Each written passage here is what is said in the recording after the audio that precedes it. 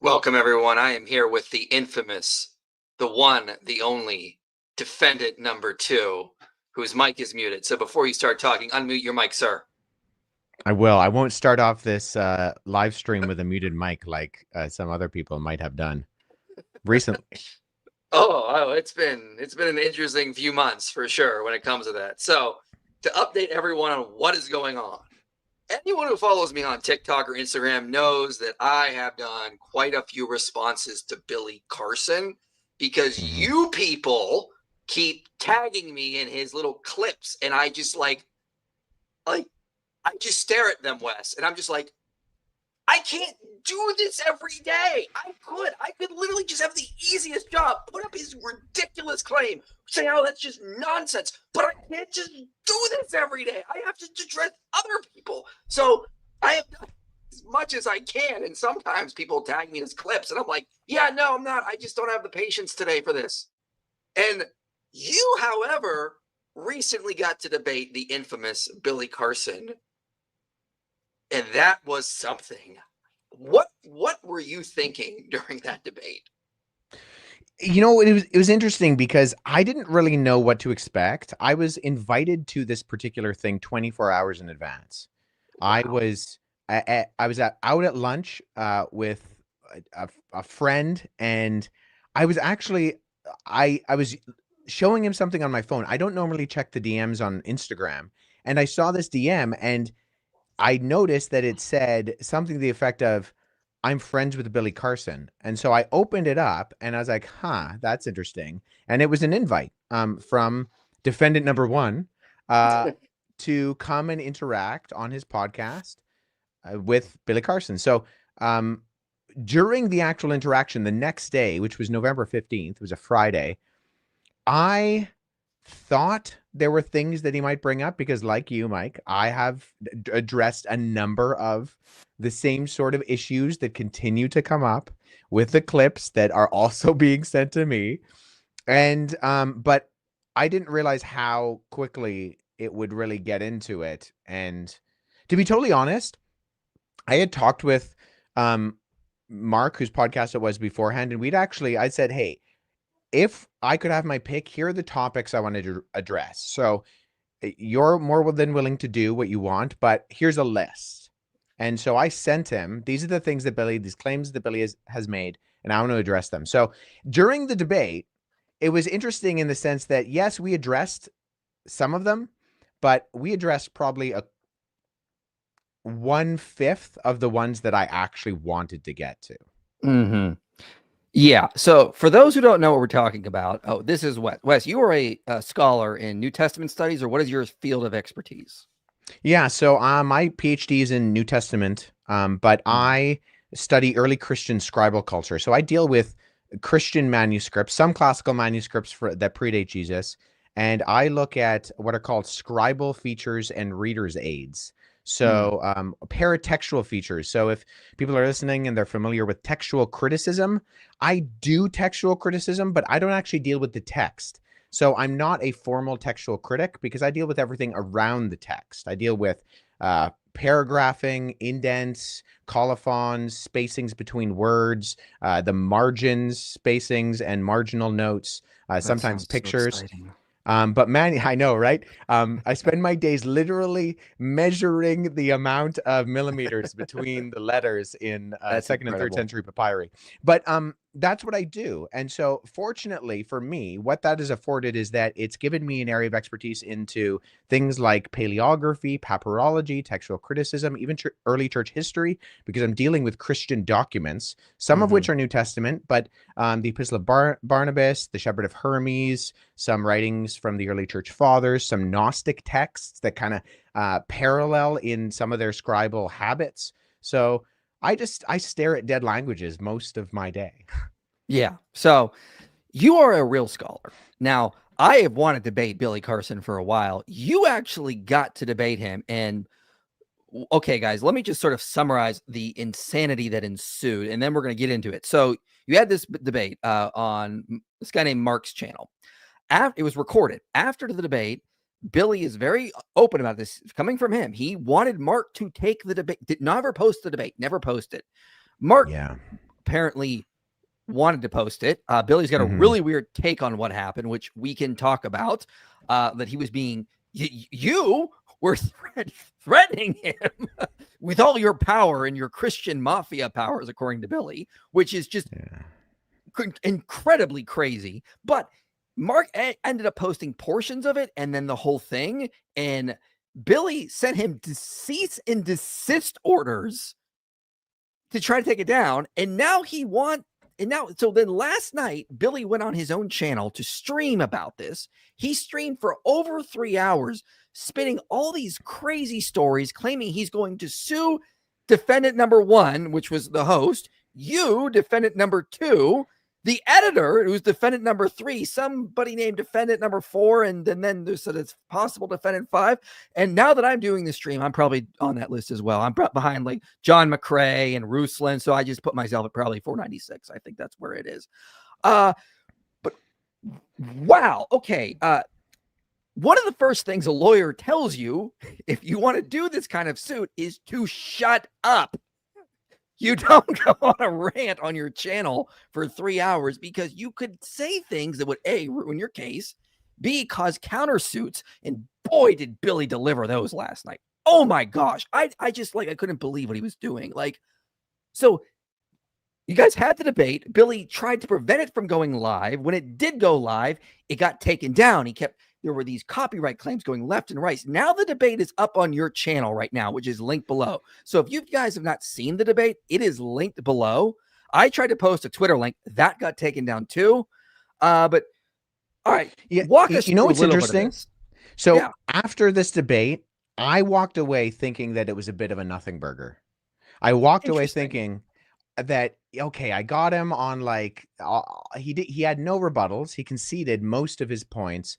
But I just felt like, man, I really wanted to get into, he's made so many statements overtly about biblical languages, about Sumerian. And listen, I've studied a number of ancient languages. I have tried to wrap my head around Sumerian. I honestly have. I have a number of lexicons, a number of textbooks on ancient Sumerian. And I've dabbled in Akkadian cuneiform, but Akkadian is a Semitic language. Sumerian is off on its own. And so I knew for a fact that he did not know Sumerian. So I really wanted to ask him outright, hey, Billy, you've made these overt statements on these languages. What would you say your comprehensibility, your capabilities in these languages are, say, from a scale of 1 to 10? And then depending on his answer, dig into that. I really honestly wanted to do that. That was a part of my, if you want to call it the strategy going in. There were a number of other issues. We never got around to the Gospel of the Holy 12. That was also an intention of mine to get to. Or those emerald tablets of Thoth he pushes all the time. He always says the emerald tablets of Thoth predate the Bible. And the reality is, they're like Joseph Smith golden plates. Some guy named Maurice Doriel claimed Thoth appeared to him when he was in Egypt. I'm not sure if he even went to Egypt. Claims he found these tablets and then claimed he translated them, but just never provided them. And then Billy pushes that stuff. And it's like, dude, Yeah, so I really wanted to get to those issues, and unfortunately, I didn't get to them, and I kind of walked away. I remember I went home, and my wife was like, "Hey, how'd it go?" And I was like, "Ah, it's okay." Like it wasn't the worst interaction I've ever had, but it certainly was not the best. And so I was kind of feeling like, okay, this will make a splash in the sense that Billy Carson has this big platform, but Mhm. I don't know if it's really may I can clip some stuff, but I don't know if it's really gonna make the impact that I would hope it has, Mhm. given how many people he's misleading. And the fact that I got a call from Mark the next day who said, "Hey, Billy doesn't want this out, and Mm. I'm gonna try to navigate this, but I need you to know that Billy does not want this out." And I said to Mark, "Hey, two things. First, the Barbara Streisand effect is going to take effect. It's going to happen where if he tries to suppress this, it's going to make it bigger because Right. B, I am going to say I did this. I'm going to put out a video and simply say, I did this. Billy doesn't Mhm. want it out."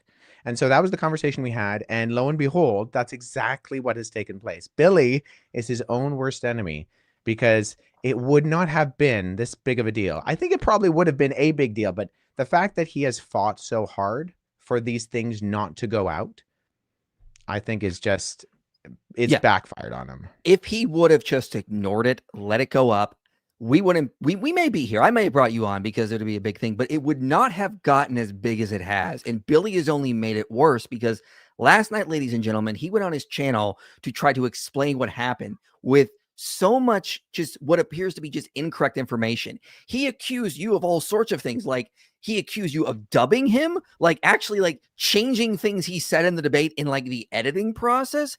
He made all sorts. He accused you of intentionally cutting your camera out when he was trying to get you on stuff, which didn't happen. He accused the moderator of conspiracy stuff. He's accused you of threatening the moderator to make it public. Like, these Yeah. are some wild, unsubstantiated claims. And he's now in the process of wanting apparently to sue you, defendant number 2, the moderator, defendant number 1. And he said on there, in fact, I'm just going to show you what he said he's going to do. This isn't the stream, but we're going to get into this and some of the claims later. But here's one thing he said in there. He wants to sue the moderator, defendant number 1. On the screen tonight, but I can't put all the text messages on the screen because a lot of it is going into evidence. Because defendant number 1 is going to be sued for $1 million. So he wants, ladies and gentlemen, he wants to sue the moderator for $1 million. That's right, folks. He's onto him. He's gonna get him. And it's like, are you just trying to make this hilarious for us? Yeah, and let me say this about Mark. Mark is the most kind-hearted individual you can think of. The guy's organization helps get jobs for people with mental disabilities. That's what his business does. Wow. And he Like, wants to sue him. Billy wants to he's sue a this guy. good guy. And if I'm being totally honest, my heart breaks for Mark because Mark and Billy were friends. I think Mark was a little bit naive about who Billy was. I think Mark is he's a Christian. I think he has a lot to learn and he has a lot to grow in. But from my interactions, I think there is a semblance of a genuine faith there. At the same time, though, I think this kind of not really understanding Billy, who Billy was, and if for nothing else, his eyes have been opened, but Billy is genuinely hurt Mark. And that is very sad to see because this is someone who is a physical neighbor that causes complications. Their wives are friends, Billy's wife and Mark's wife. Like, this is a very messy situation. I've largely been completely detracted from this. If for nothing else, then I was the kind of perpetrator in the person who caught Billy in his lies. But at the same time, the Anton, who's kind of set a lot of this up, who connected Mark with me for that particular debate, who was the editor, who kind of did some of the social media stuff. He's much more involved in a concrete way, and Mark is involved in all this. Yes, I was sent a cease and desist letter, but that was made null and void the moment he went and did that live stream. So I wasn't worried about it before, but I'm really not worried about it now. Yeah. And I don't know. He has to sue Well, me in Canadian court, and so he has to file a claim, as far as I understand it, in the Well- Canadian court. So that's a little more complicated. I want you to know, first of all, that when the debate went live, so he tried to pressure Mark not for it to go live. When it went live, we actually obtained a live picture of you in the debate. Now, this is from a guy called the Faithiest Atheist, and what he did is he actually developed a camera, Wes, that can capture your what your soul is experiencing during the debate. And I want you to see what he's able to capture when the debate went live. Here we go. This is a picture of you, and this is a picture of what's going on in your soul right here. As the debate is happening. As you can that see, makes sense. it is on point there, ladies and gentlemen. Yeah, looks about right. Yeah.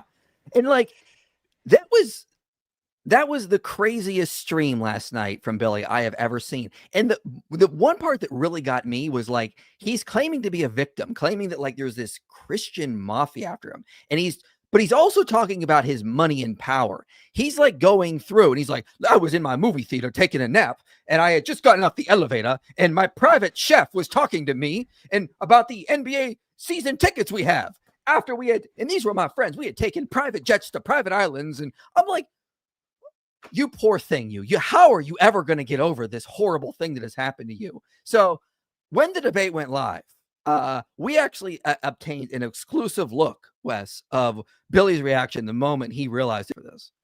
Oh, wow, I'm as ready as I'll ever be. Here we go. This is a picture of him the moment he realized the debate went live. Yeah, that's problematic. Yeah.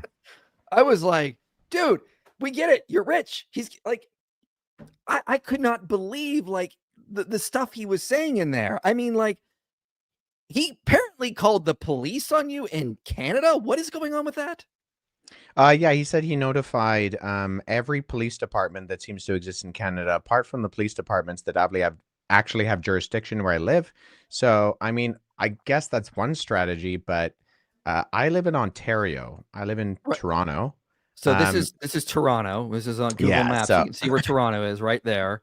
Right there, yeah, on the shore of Lake Ontario.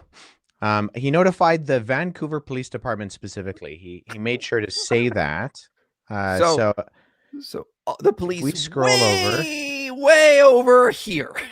Yeah. Way to go, Billy! You really got him. Yeah, they're on the lookout. I'm not sure they'll find me anywhere in Vancouver, but they have been notified, and it's very important that they were told. Yeah, well, actually, he started by saying that the RCMP, which is actually our feds, were notified, and the RCMP then passed them off to the Vancouver Police Department, which is, if that's the strategy of the RCMP, then, I mean, they do ride horses and wear silly red hats, but, you know, that's quite something. So one of the things that was great about this debate is that when you got in there, you got to confront him on a lot of the BS he has been spreading, and you immediately just got him right into it. And I think really when you got into it, you asked him about the Sinai Bible, or Codex Sinaiticus, that is, as it's, I don't know, has any scholar, I've never heard a scholar call it the Sinai Bible. It's always Codex Sinaiticus. I've only ever heard Billy say that phrase. Yeah. I don't know why. I've thought in the past that maybe it's because nobody knows what that is, and they might look up Codex Sinaiticus. But if you talk about the Sinai Bible, they might not know what that is. So maybe it's like an obfuscation, but I don't know. I've only ever heard him call it that. Well, he's been saying in interview after interview that Codex Sinaiticus, or as he says, the Sinai Bible, says Jesus was not crucified. And you had this boss move where you just sort of reached behind, you're like, actually, I have a copy of Codex Sinaiticus right here, sir. And I can pull it up in the original manuscripts I have of these photocopies. And it doesn't say that. And I think at that point, he was just like, oh no, what did I do wrong? Oh no, where am I? It was over at that point. And that was such a boss move. You're just like, I got this right here for you. Yeah.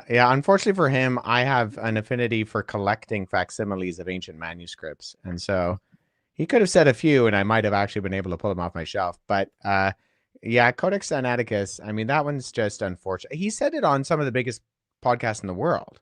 He said it Mhm. on the Flagrant podcast with Andrew Schultz. He alluded Yeah. to it in the PBD podcast. Like that's a big audience to say something so overtly incorrect.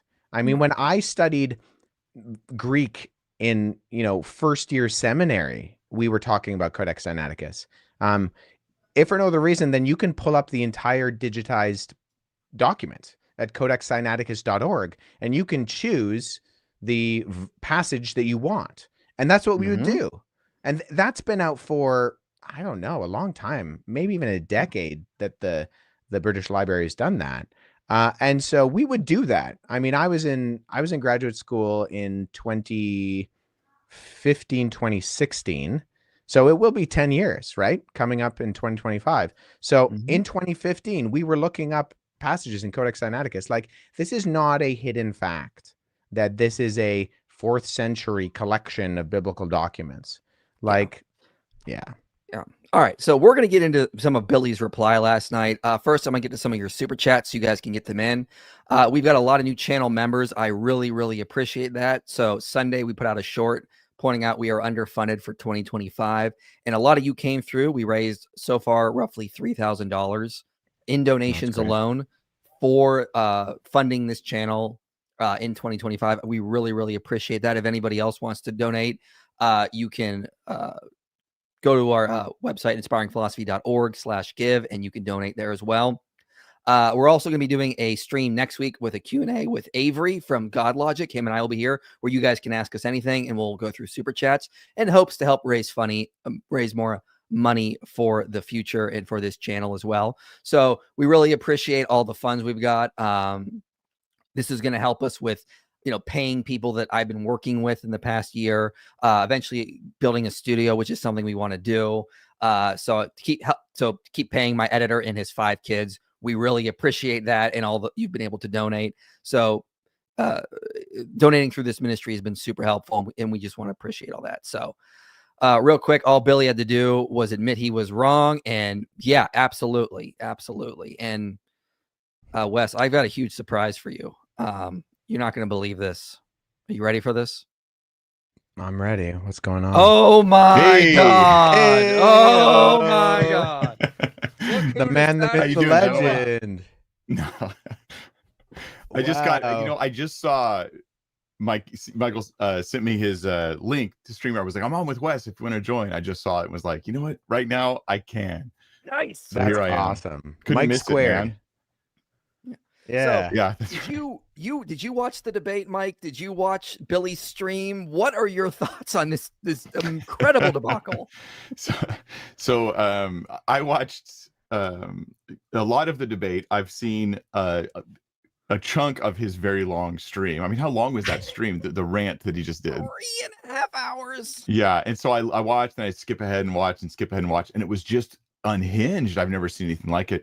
What's so great about this is we have, for our whole lives, we have seen these guys get propped up on news or in like Discovery Channel or History Channel or now, big podcasts like Joe Rogan and stuff like that. And they get on these big podcasts. Some of the guests are good, some are not. It's a mixed bag, right?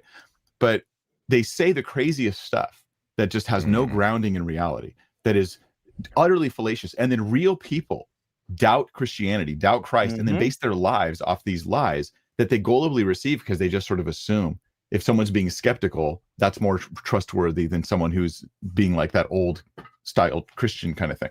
And so it was so great to see what happened. And Billy Carson doesn't understand. If he would have just stayed quiet and let the debate go up, because it's not in it itself, it's not the most exciting debate, right? No. But he made it the most exciting debate with all of the stuff he did. I think it was just a real like hand of God moment doing this for the sake of getting the gospel out and helping people see the truth of Christianity. So it's great. Yeah. No, I think so too. I think there's no way that the orchestration of me actually interacting with Billy should have taken place. Like comparatively, Billy's audience and his publicity is way beyond anything I am or have been capable of. So I think it really was the Spirit's leading for someone like Anton to have been watching my content beforehand Anton put Mark onto me. And actually, the original plan was just for Mark and Billy to go back and forth. And Anton had made a Word doc, a Google doc that was full of different kind of responses. And most of them were either clips of my responses to Billy that I'd done on social media or blog posts that I'd written. And Mark at the last moment just said, like, hey, what if we just reach out to Wes? And that's how it ended up happening. So it really is a God thing. Yeah. Now, have you guys talked yet about the claims and stuff that he's been making about Wes and us? You know what? This is actually good because Mike and I go back. Yeah, we've known each other for years. At least 2018. Okay, probably. That sounds about right. Yeah. Yeah, 2017, Tim Barnett 2018. introduced us. Yeah. I knew Tim when he was just a high school teacher. I was a seminary student and he was a high school teacher. And then, so Mike can actually be a character reference on my behalf to vouch against my criminal activity. Wes is incredibly boring, you guys. Incredibly boring. He's a scholar first above anything else. And that is not an exciting thing to be. He has accused Wes of like spending I think over $100,000 on like making bots to attack Billy, to like threaten Mark to publish it, like just outlandish claims that could be used as a defamation on Wes's behalf. It's just like, so me and Wes had a private phone call when this stuff went down, and I was encouraging him, you should make videos about this. I think it's going to be good for the kingdom, and he was talking about Mark in such generous, forget threatening him. He was just like, man, he's just the guy's, he's getting a lot of heat that he doesn't really deserve for all this stuff that's going on. Like Wes was like really worried about Mark and about him not feeling all this unnecessary pressure because he was just trying to seek truth and have what he thought would be a good spirited discussion. And then it just turned into like a dumpster fire on him after the fact. There's no bots. There's none. You know what was interesting about the excuses in that regard is he started with saying it was a setup. He was on his deathbed and he was so weak and it was a setup. We all knew that and we were taking advantage of that. And then he went into saying that I was actually threatening Mark and Mark was scared of me. I'm a pretty scary guy. I'm 5'7.5", if that. Scary guy. And then there was an accusation of using deep fakes. And that was so funny. Billy says, I brought the receipts, he tells his audience, and he goes, they used deep fakes and I'll prove it here. And he shows a video that it looks like he made of himself speaking in another language with deep fake. It's him translated into Korean or something. Yeah, he used actually we use a similar software when we translate our materials. It's called LipDub, but he used it on himself. So the only deep fake that has actually been made of Billy is by Billy. It's so funny. And I thought that was your evidence. He actually plays it. I can pull that up right here. You can see him doing it. 하고 싶다면 저희를 꼭 살펴보셔야 해요. 하세요. 1라운드에서는 주가가 주당 $1였어요.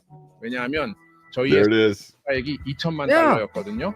스타트업 치고 나쁘지 않죠. So this was presented as proof. This was presented as proof he could deep fake. And then so like I was watching this and I expected right after, he's going to try to show there was deep faking in the videos. And right after this, nothing happens. He just moves on to another topic. It's like, well, wait a minute. You didn't prove anything here. Yeah, it's what I'm hoping is this. I look at his comment section and he's got like a number of people who really believe he's a trustworthy man, right? They're thinking, like this person quoting Proverbs because they're like, see, Billy's vindicated himself. That's what they believe. There's a number of people who really trust this guy and they don't understand the actual issues, right? They don't understand what's meant by Sinai Bible or any of the evidence that he's trying to present. So they just take him as the trustworthy source. Billy is my source of knowledge. So this is going to hopefully go to wake them up and help them go, wait a minute. I've been mocking these religious people for gullibly believing their authorities, but yet I'm doing that with this Billy Carson guy. And I thought I was safe because I'm not Christian, but that turns out that's not enough to know truth, You know what? To that fact, Billy, I have had dozens of people reach out to me and say I was down the Billy rabbit hole. I thought Jesus was an alien. I was, full blown Anunnaki, Emerald Tablets of Thoth, and I watched the debate and I'm going to church on Sunday, or I'm going to read this Bible. Oh, wonderful. So it is happening. And I think that's where the real fruit in all of this is the people who Billy has misled over the years, who didn't know what they didn't know, have just seen a snippet.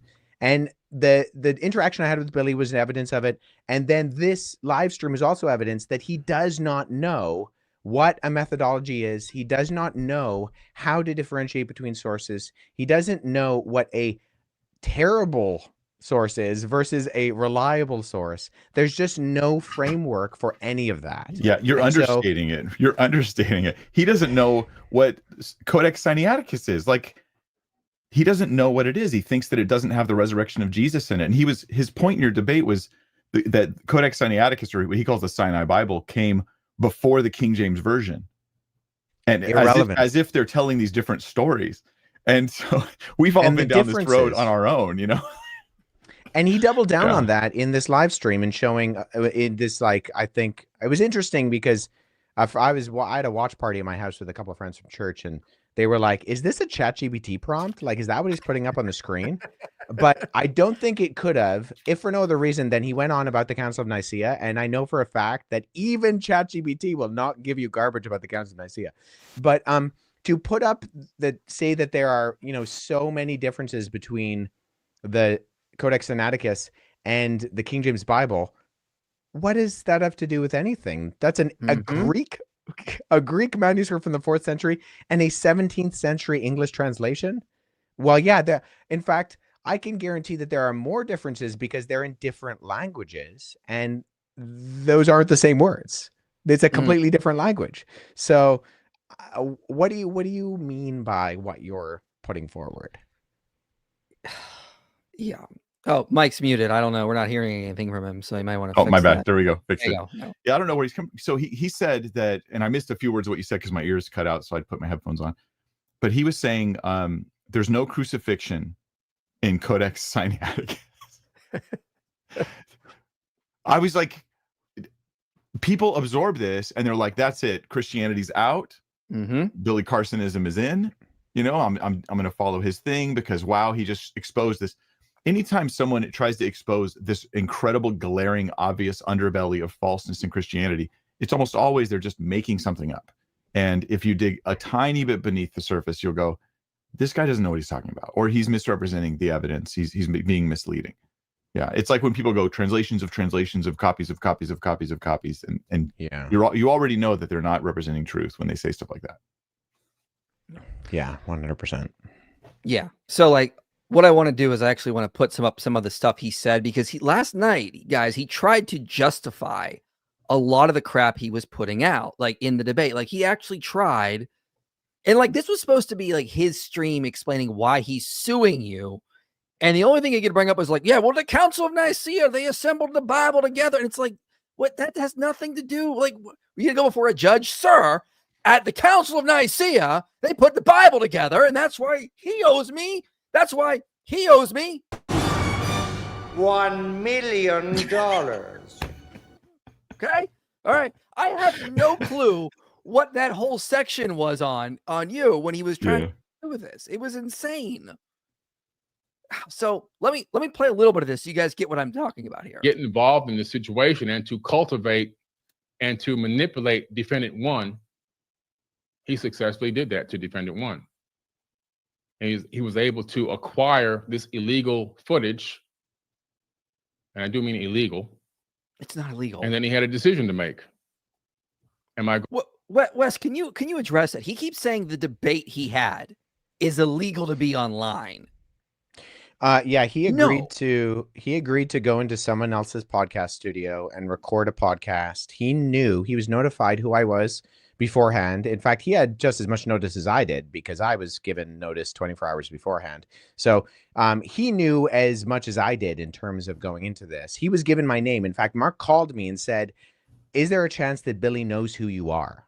Is there a chance that if I say Wesley Huff, he will recognize that? And I was like, there's no chance in the world. But I know for a fact that he was given my name the day prior. He could have Googled me. He could have looked up. I mean, my website is very public. There's all sorts of things he could have seen about who I am, what I study, the kind of content that I produce. But he did not do that. So this is not illegal footage because the intellectual rights to the footage are not his. Right. He voluntarily walked into someone else's house, into someone else's studio, sat down, did the interview, got up and left partway through it, and then that was that. So it's not illegal. He did not possess anything that was going on in any way. Yeah, and he just can't say after, no, I don't want this up. Well, no, you already agreed. You could have walked out anytime during that you wanted to. Right. Especially if he was on his deathbed. If he was saying, I don't want it up because I just feel like I really performed badly. I was sick. It was a bad day. But the reason why he doesn't want it up is because he has deceptions and lies that are exposed. And those are lies that hurt people. And there's a moral onus to put it up in this situation, to say, yeah, we have to let people know that this guy's misleading others. And whether he believes these things or is in some sort of complicated denial or is just lying through his teeth, I don't care. The point is that these things are themselves not true and they're hurting people. And it was a personal courtesy that Mark did not release it. There was no reason other than Mark said, this is my friend. He's asked me to do this. I'm planning on sitting down with him. He's gone off. I think he flew the next day or the day after to do an interview with Terrence Howard. I'm sure that went really well too. So Mark couldn't get a hold of him and was like, I want to sit down with him. He told me I couldn't release this. I just want to talk to him. Once again, Mark is a great guy. He's very honest. He's going to do his due diligence in that situation. But the original excuse for not wanting it out was not, it changed over time. And the original excuse had to do with a fee that Billy Carson said that he actually normally charges for this kind of thing, and he didn't realize that he should have actually been upfront about this particular fee. Now, I volunteered that my fee was also similar, and so instead of just exchanging the same amount of money, why don't we just call it even, and we can... And the moment it ended, the moment Mark said, hey, Wes, Billy doesn't want this up, I said, let's forget this debate. I will figure out a way to get to Florida and we can do it in person. Let's run this back. That was on the table. In fact, that was on the table the entire time when I couldn't get to Florida because I only had 24-hour notice. The plan was to do this interaction and then do a follow-up. But of course, that was off the table.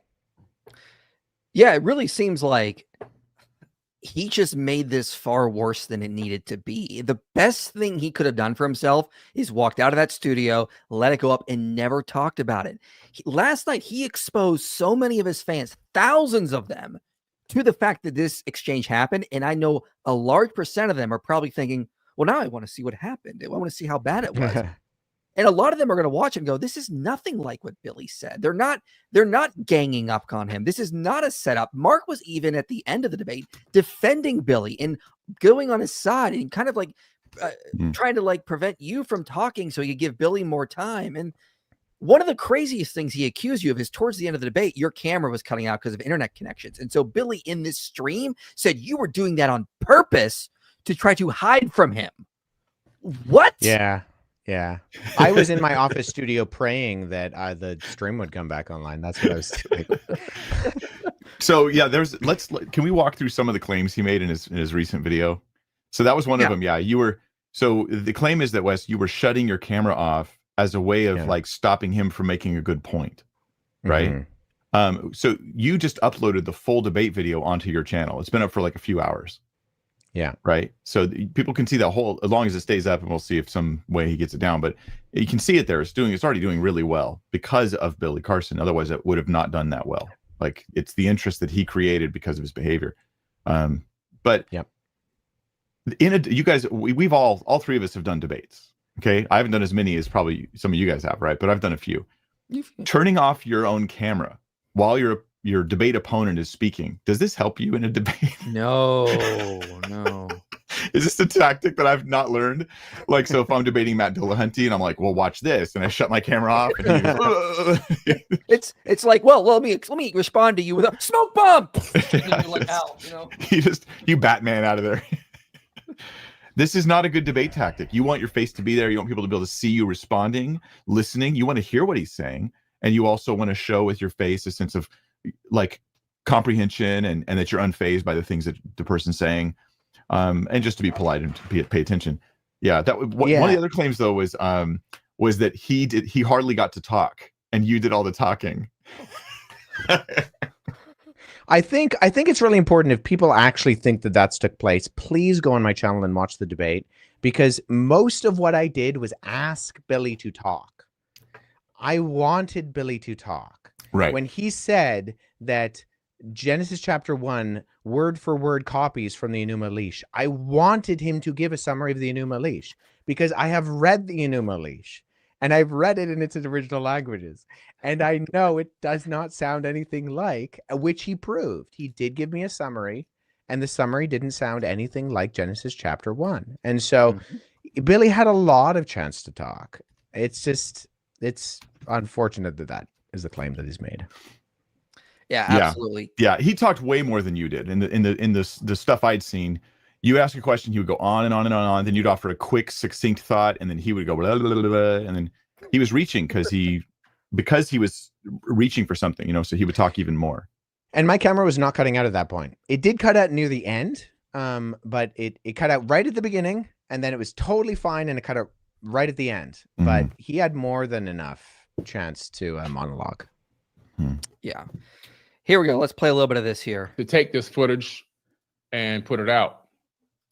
He has a direct connection in some way, shape, or form to defendant number 1, which we will find that out in discovery. The money that you thought you were making and the popularity you thought you were making is all going to be spent on attorney's fees. And I don't care if I win or lose. I just want you to spend money. Okay. Don't Save say that. Save that if you go to court. Don't say that. Well, save that if you go to court. You'll need that. He just, look, as I said earlier, if you ever have to hire a lawyer, the first thing the lawyer is going to tell you, shut up, no more talking. Don't talk about this anymore. Not until court is over.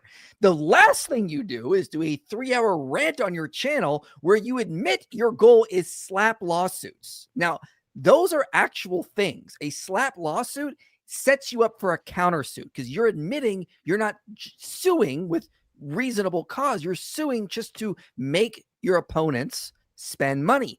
That doesn't look good in court, and that's why there's a term for it, slap lawsuits, and they can turn back and they give someone like Wes and defendant number 1 and defendant number 3 grounds to countersue Billy because he's now admitted this is just a slap lawsuit at this point. He has just destroyed his own case and he doesn't realize it. You can't say that kind of stuff, because you're basically admitting the lawsuit is not real. I just want you to get to spend money. And that can be used against him. That's online now. So he's just destroyed his own case if he actually thinks he has one. Yeah. Incredible stuff. You see? Really, we should just sit here and play clips of him. Absolutely. Do we even One of the questions? What's that? Do we even need to talk? He does a good job. I mean, he said like he's going to sue people for defamation, but he made lots of like claims about Wes that are just not true about you, like using bots and coming and threatening people. And it's worse than that. I'm part of institutions that don't exist. I am part of the NDP, the National Democratic Party of Canada, which I don't know if he Googled the NDP. We have 3 major parties in Canada: the Liberals, the Conservatives, and the NDP. It's the equivalent of going online and saying, well, they're part of, he's aligned with the Democrats, and the Democrats, oh man, they're a scary bunch. They're a bunch of leftist criminals. And it's a main party in Canada. I don't know why you would say that. I'm not sure what he Googled to find out what the NDP was, or why he's accusing me of being ultra leftist, but that's a very strange connection. I don't go to the University of Toronto, or sorry, I do go to the University of Toronto. I don't go to the University of Ontario, which he said multiple times, which doesn't exist. There is no University of Ontario.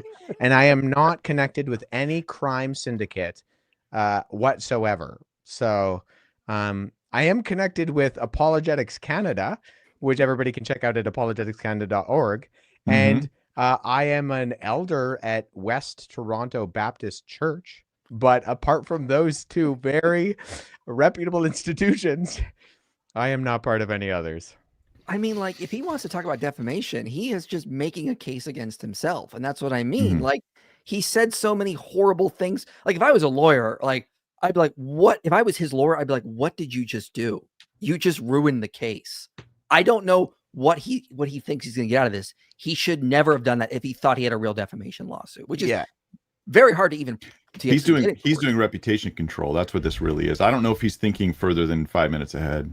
No, I don't think he is. No, if he was smart, he would have pre-recorded this, and the live would have been something that was pre-recorded and was more organized, because it was a non-linear monologue that did not have any logical flow whatsoever. But IP, if you put that back up on the screen, you can see. So if this does not show his competency, if he thinks that this is what he would have combated me with, it would have just continued to show that he doesn't know what he's talking about. Because what is on the screen right now, biblical archaeological review or anything other, I don't have any beefs with any of this. Right. Nor does anybody who studies any of this stuff. But he doesn't know what these terms mean. He doesn't know that approximately 14,800 differences between the Codex Sinaiticus and the KJV has nothing to do with undermining either of those documents. It's irrelevant. In fact, I could have opened, and if he had brought this up, I probably would have. Opened up codexsinaiticus.org and explained to him the differences of word order and spelling difference that probably make up 13 or 14,795 of those. Right? Like, right. This is not an issue, but he doesn't know what he doesn't know. If he'd Googled me, he would have found blog articles where I talk about the longer ending of Mark. I have multiple videos where I explain the longer ending of Mark. So does Mike.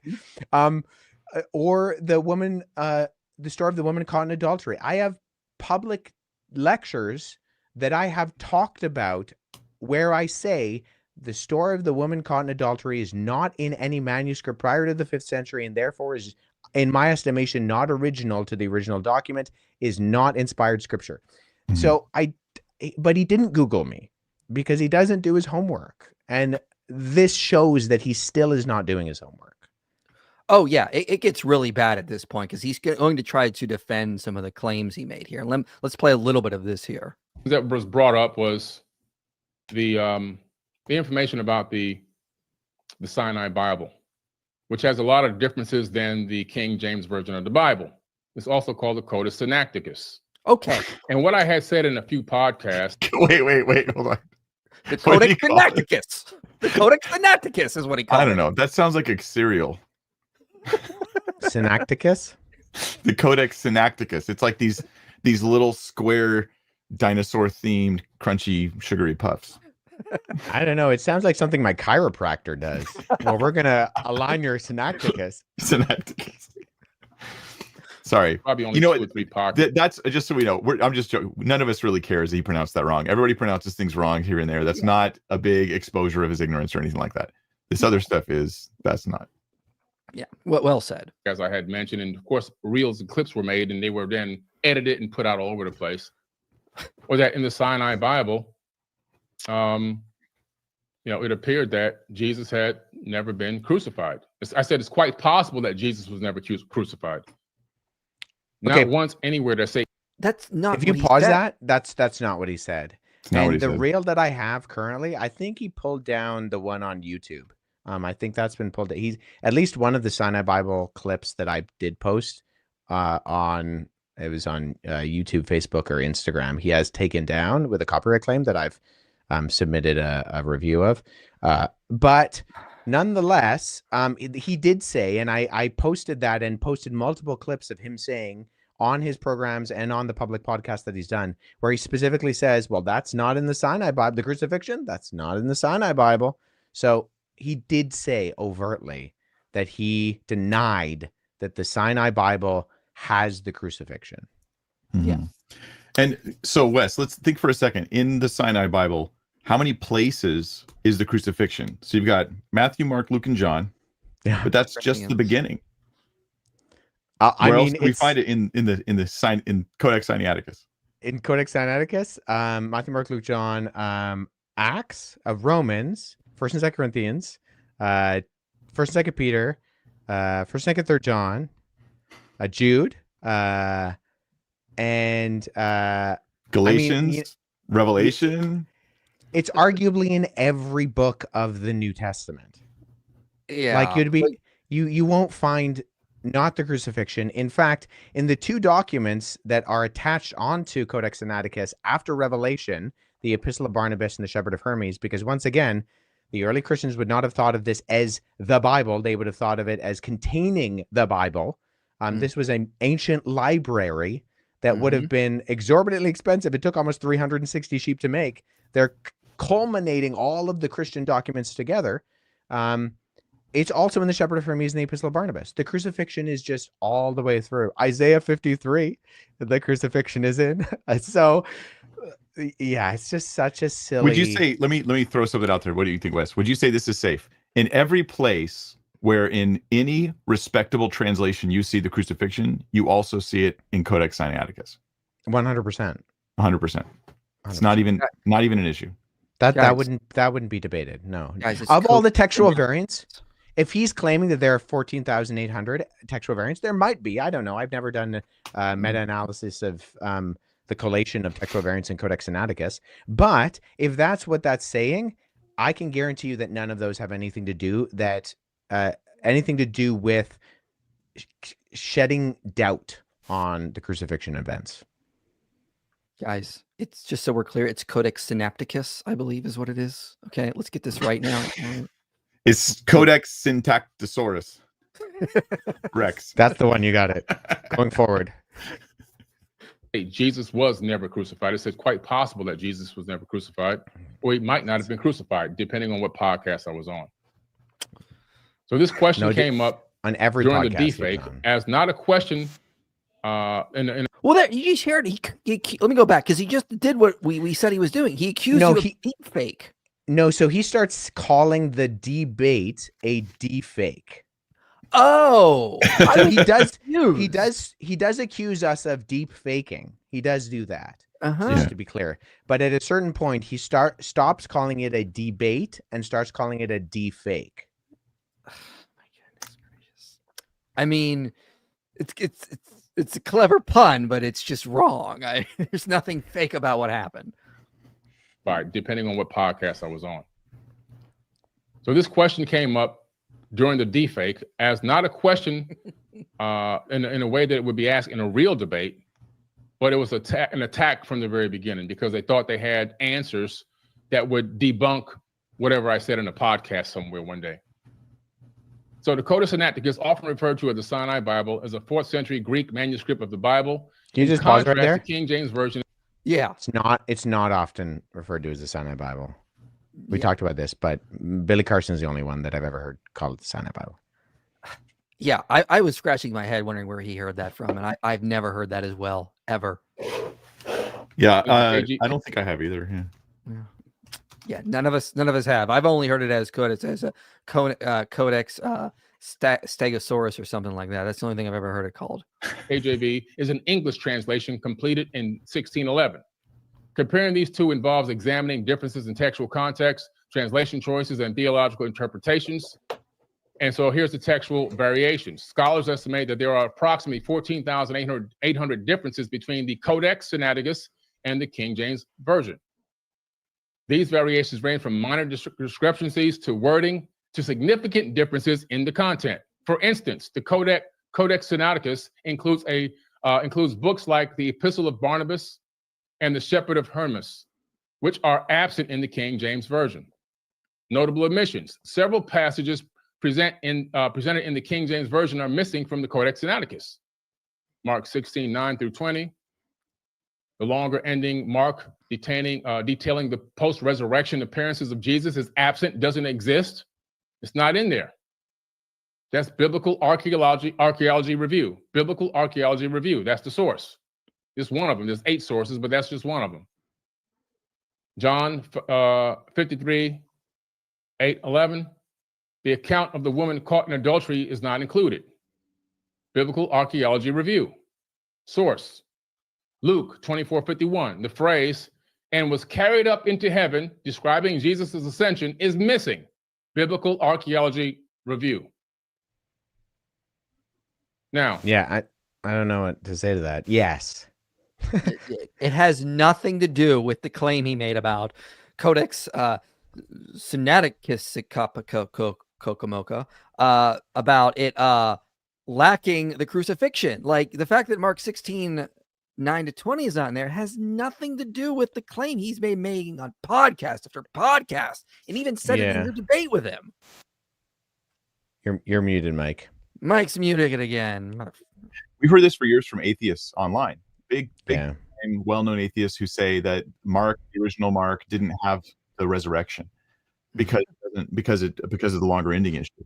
And yet, if you just open and read to verse 8, you'll see it absolutely has the resurrection, and it doesn't. They're careful in their wording, detailing post-resurrection appearances. Yeah, okay, it doesn't have some more specific details about post-resurrection appearances, but it does, in fact, still have the resurrection account, and there's no question about whether or not they held to those appearances in the Gospel of Mark. Even the author of Mark implies strongly about the appearances earlier on, even if he isn't narrating it at the end, so that his gospel is still teaching those things. But anyways, yeah, it's this kind of stuff. It ruffles people's feathers. Like the phrase "was carried into heaven's" not present in this particular source, but you read Luke 24:51 in that same source, and it still has the ascension of Jesus. It's just a phrase. This phraseology is different. Yeah, it's not a point that makes any person who's actually investigated this stuff worry about anything. If he had brought this up, I would have pointed out. In fact, I would have told him the manuscripts where they are present and aren't present. I might have even pulled them off my shelf. Who knows? Right, and probably a lot of his audience is thinking that this Sinai Bible, I'll use his terminology, is in fact the earliest copy we have of these texts. And that's not, it's definitely not. I addressed that in the debate. I pulled off the shelf P66, which that's right. Yeah, late second century, early third century. I also had P45 and P46. I could have pulled any of the other second century gospel manuscripts off of the shelf and said, like, hey, look, I'm looking at the crucifixion. So yeah, that's an error that he makes, is he confuses this statement that this is our earliest Bible with these are our earliest biblical documents. Because I said to him, yes, this is our first, what we would consider a Genesis to Revelation, all in one single bound document Bible. But like I said to IP earlier, the Christians would have considered this as containing scripture, not that this was scripture. Like, we now have the Bible in a single unit, and that's normative. That was not normative in the ancient world. And so we have multiple manuscripts that are all independent of one another, that predate Sinaiticus by centuries, that all contain the crucifixion. So once again, it's just, unfortunately, this is him putting on display the fact that for someone who claims that he does his research and has done so since he was a child, he doesn't know what he's talking about. Oh yeah, let's move ahead, because he's talking about next the gospel of Jesus's wife, which is another like forgery he has promoted. Books. Come on now, tune in. Get your head on right. This is basic IQ stuff. So the next thing was about the gospel of Jesus's wife. I'll pull that back up in a minute. The next thing was about the gospel of Jesus's wife. That question came up. So, what's the question? In podcasts, I have been noted as saying it's quite possible they discovered the gospel of Jesus's wife. Fact. And then I go on to say, in maybe 3 podcasts, it's quite possible that Jesus never died, that he may have been married, and his Merovingian bloodline could still be on the planet till this very day. My wording is very specific and basic. Now, let's take a look at something here. I know these guys are jumping up and down over there. Oh my goodness, we gotta debunk it. We gotta go ahead and do what you gotta do. Listen, man, I'm the king. I'm the GOAT. Okay. He's the GOAT, guys. He's the GOAT. What is that? Like, I've known plenty of people in my life who have different stripes, and rough people and tough people, and And I've known people who are mentally on the verge, and Billy Carson is concerning. When he's talking about this, I'm the king, I'm the goat, these types of things. I honestly hope he gets some help, because there's some deep concerns there. And the way he's isolating himself in his own mind about his own ego is going to backfire on him and leave him alone and angry and raging at the world and screaming on the street corner at the sky. Anyway, I just see things I've seen before. Yeah. Now, Wes, is that true that when he is in prior podcasts, he just has said they've discovered this and it may prove that his Merovingian bloodline, like he seems to be watering down the things he said on prior podcasts, because what I remember is him saying Jesus had a wife and we discovered the gospel of Jesus' wife that shows that he did. Like, and now in this stream that was a debacle, he's like, well, I only said it could be the case. He really seems to just be like backtracking, gaslighting, watering down what he said when this just isn't the case. Yeah, I mean, that whole theory comes from the book Holy Blood and Holy Grail, which is kind of capitalized on by Dan Brown in the Da Vinci Code. But neither of those are historical sources. They're modern fiction. And so if you're relying on those for the bloodline of Jesus, you're not doing research. You're studying fictional novels. Mm-hmm. And like, man, like I like had to make a bunch of time markers to know where to go, because he just like, he'll go off like on like a 2-minute rant about how angry he is. And then he circles back to the arguments he's trying to make. And he just like, man, you gotta get control of your emotions, Billy. Like, well, you and don't this have was control. This was something I didn't want to let him get away with. And I was glad I didn't, because there were other things that I wanted to move on to. But I'm glad, because at the beginning, when Mark asks, hey, Billy, why do you deny the crucifixion? Hey, Wes, why do you think it happened? And Billy says, well, I deny the crucifixion because of the Sinai Bible. And he specifically says, if you go to my podcast and watch my content, I say the Sinai Bible denies the crucifixion. He's very overt in that. And then he kind of dovetails that with the gospel of Jesus' wife, which he says, well, if this is true and Jesus was married then that also casts doubt on Jesus' crucifixion, which I don't think it does, even if that was a legitimate document, which is not and never was in contention to be. But he makes this claim, and then as soon as I debunk Codex Sinaiticus as something that denies the crucifixion, he wants to move on to the Old Testament. But I say, hold on, we need to slow down for a second, because I need to address the gospel of Jesus' wife, because I could not let him get away with that, because the gospel of Jesus' wife is such an overt forgery, and he puts it up on the screen. And I don't think he realizes what he puts up on the screen. If you pull it up, do you have that the timestamp where it was just a few seconds ago, where he puts up the gospel of Jesus' wife. It specifically says that Karen King changed her mind because of the academic evidence, because of the academic rigor. She changes her mind to comport with reality. I mean, this is not something that evangelical Christian scholars are, because he kind of tries to make it out like, well, this is the church, these are Christians, and they're trying to bury this because this would have an effect on their faith. No, I mean, Mark Goodacre on the NT pod, like Mark Goodacre, who's not a Christian, a very good New Testament scholar, plenty of disagreements there, but he's a good New Testament scholar. On his podcast has multiple episodes where he goes through all the reasons, because he was part of the group that looked at this paleographically and said, something's fishy here. There are things that don't make sense. And then when it was originally discovered that it copied from Grandin's Interlinear, from a PDF version of the Gospel of Thomas, and carried over a mistake in the Coptic, in the phrase, a particular phrase, and this is just a tiny fragment, then that was the nail in the coffin. There were all sorts of things that people were drawing into question beforehand. Karen King was holding her ground, but then when they showed, hey, look, whoever made this copied from the internet, she was like, okay, I concede. Yeah, that's embarrassing. And it was embarrassing. It was embarrassing for her, because like he shows, she went on public news platforms, and all the clips he shows are previous to the bulk of evidence coming out is kind of her PR campaign for Harvard University for this find. And even then, they were still saying it was 4th century. It was still 4th century. This is right.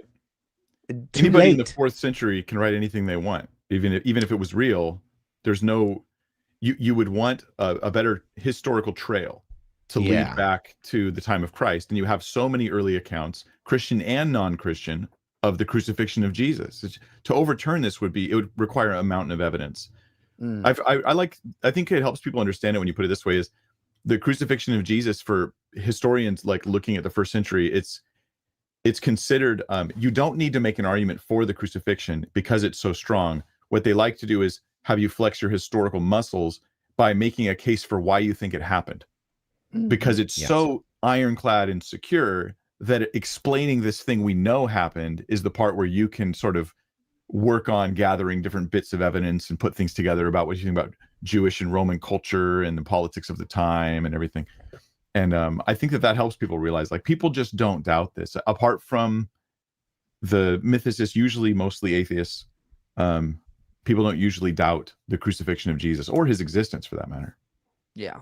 Here's the section you wanted, Wes, with him he plays video clips of Karen King, and so here's this right here. And sending hordes of people to attack and show their true Christian colors. That's what I mean about the rants. Yeah, he was talking about raging among academics and religious leaders over a recently discovered piece of ancient papyrus that makes a reference to Jesus Christ having a wife. Karen King, an expert in the history of Christianity, unveiled the 4th century artifact, which she says is the only existing ancient text quoting Jesus explicitly referring to having a wife, whom he identifies as Mary. King says the fragment of Coptic script is a copy of a gospel, probably written in Greek in the 2nd century. But what is, of course, exciting about this fragment is that it's the first case we have of Christians claiming that Jesus had a wife. Tradition has... He goes on to talk about, I can't play too much of it because obviously I don't want to get a copyright strike, but it goes on to talk about the fact that this gospel of Jesus' wife, this text has been examined, it's been looked at, it's been researched, it's been everything you can think of by dozens of academics from all over the world, and everyone's looking at this thing, and it's creating a big stir, and it's creating a big woo-ha in the whole Christian community because it could potentially upturn the apple cart and everything else. There's also some talk about it. Maybe.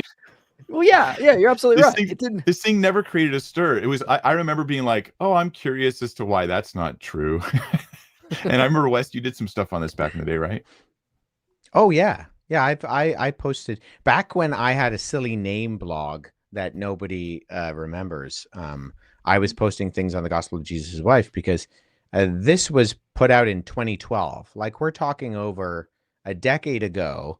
This was publicized, and then within only a couple of years was outed as a fake. And there's a great book called Veritas by Ariel Sabar. The subheading is A Harvard Professor, a Con Man, and the Gospel of Jesus' Wife. Now, I have disagreements with Ariel Sabar, but as a journalist, he does an incredible job at going into the evidence because he tries to find out who the forger was. And he actually ends up tracking down some people in Europe who could have potentially been the forger. But that Atlantic article that spawned the book was written in 2016. Like, this is not new news. This is not new news. This has been a forgery, and an out-and-out forgery, for close to a decade. And the fact that Billy is playing clips that have to be from 2012, 2013, maybe at the latest, is, I mean, it's sad. Here's what I want to get to, because this blew my mind. This is his justification for why, because you mentioned in the debate that Karen King retracted and said, hey, this isn't real, my bad. So this is how he's going to try to justify why she did that. This blew my mind. Is it possible Karen King was explicitly pressured into stating that the Gospel of Jesus' Wife was likely a forgery? It's possible to consider factors that may have influenced her acknowledgement of the fragment's questionable authenticity. Scholars, especially those in high-profile positions, can face significant academic, institutional, and public scrutiny, which might feel like pressure. And it could put pressure on them to some degree. So what they're saying is when people are doing these things, when people are, coming up with discoveries that could upturn the apple cart,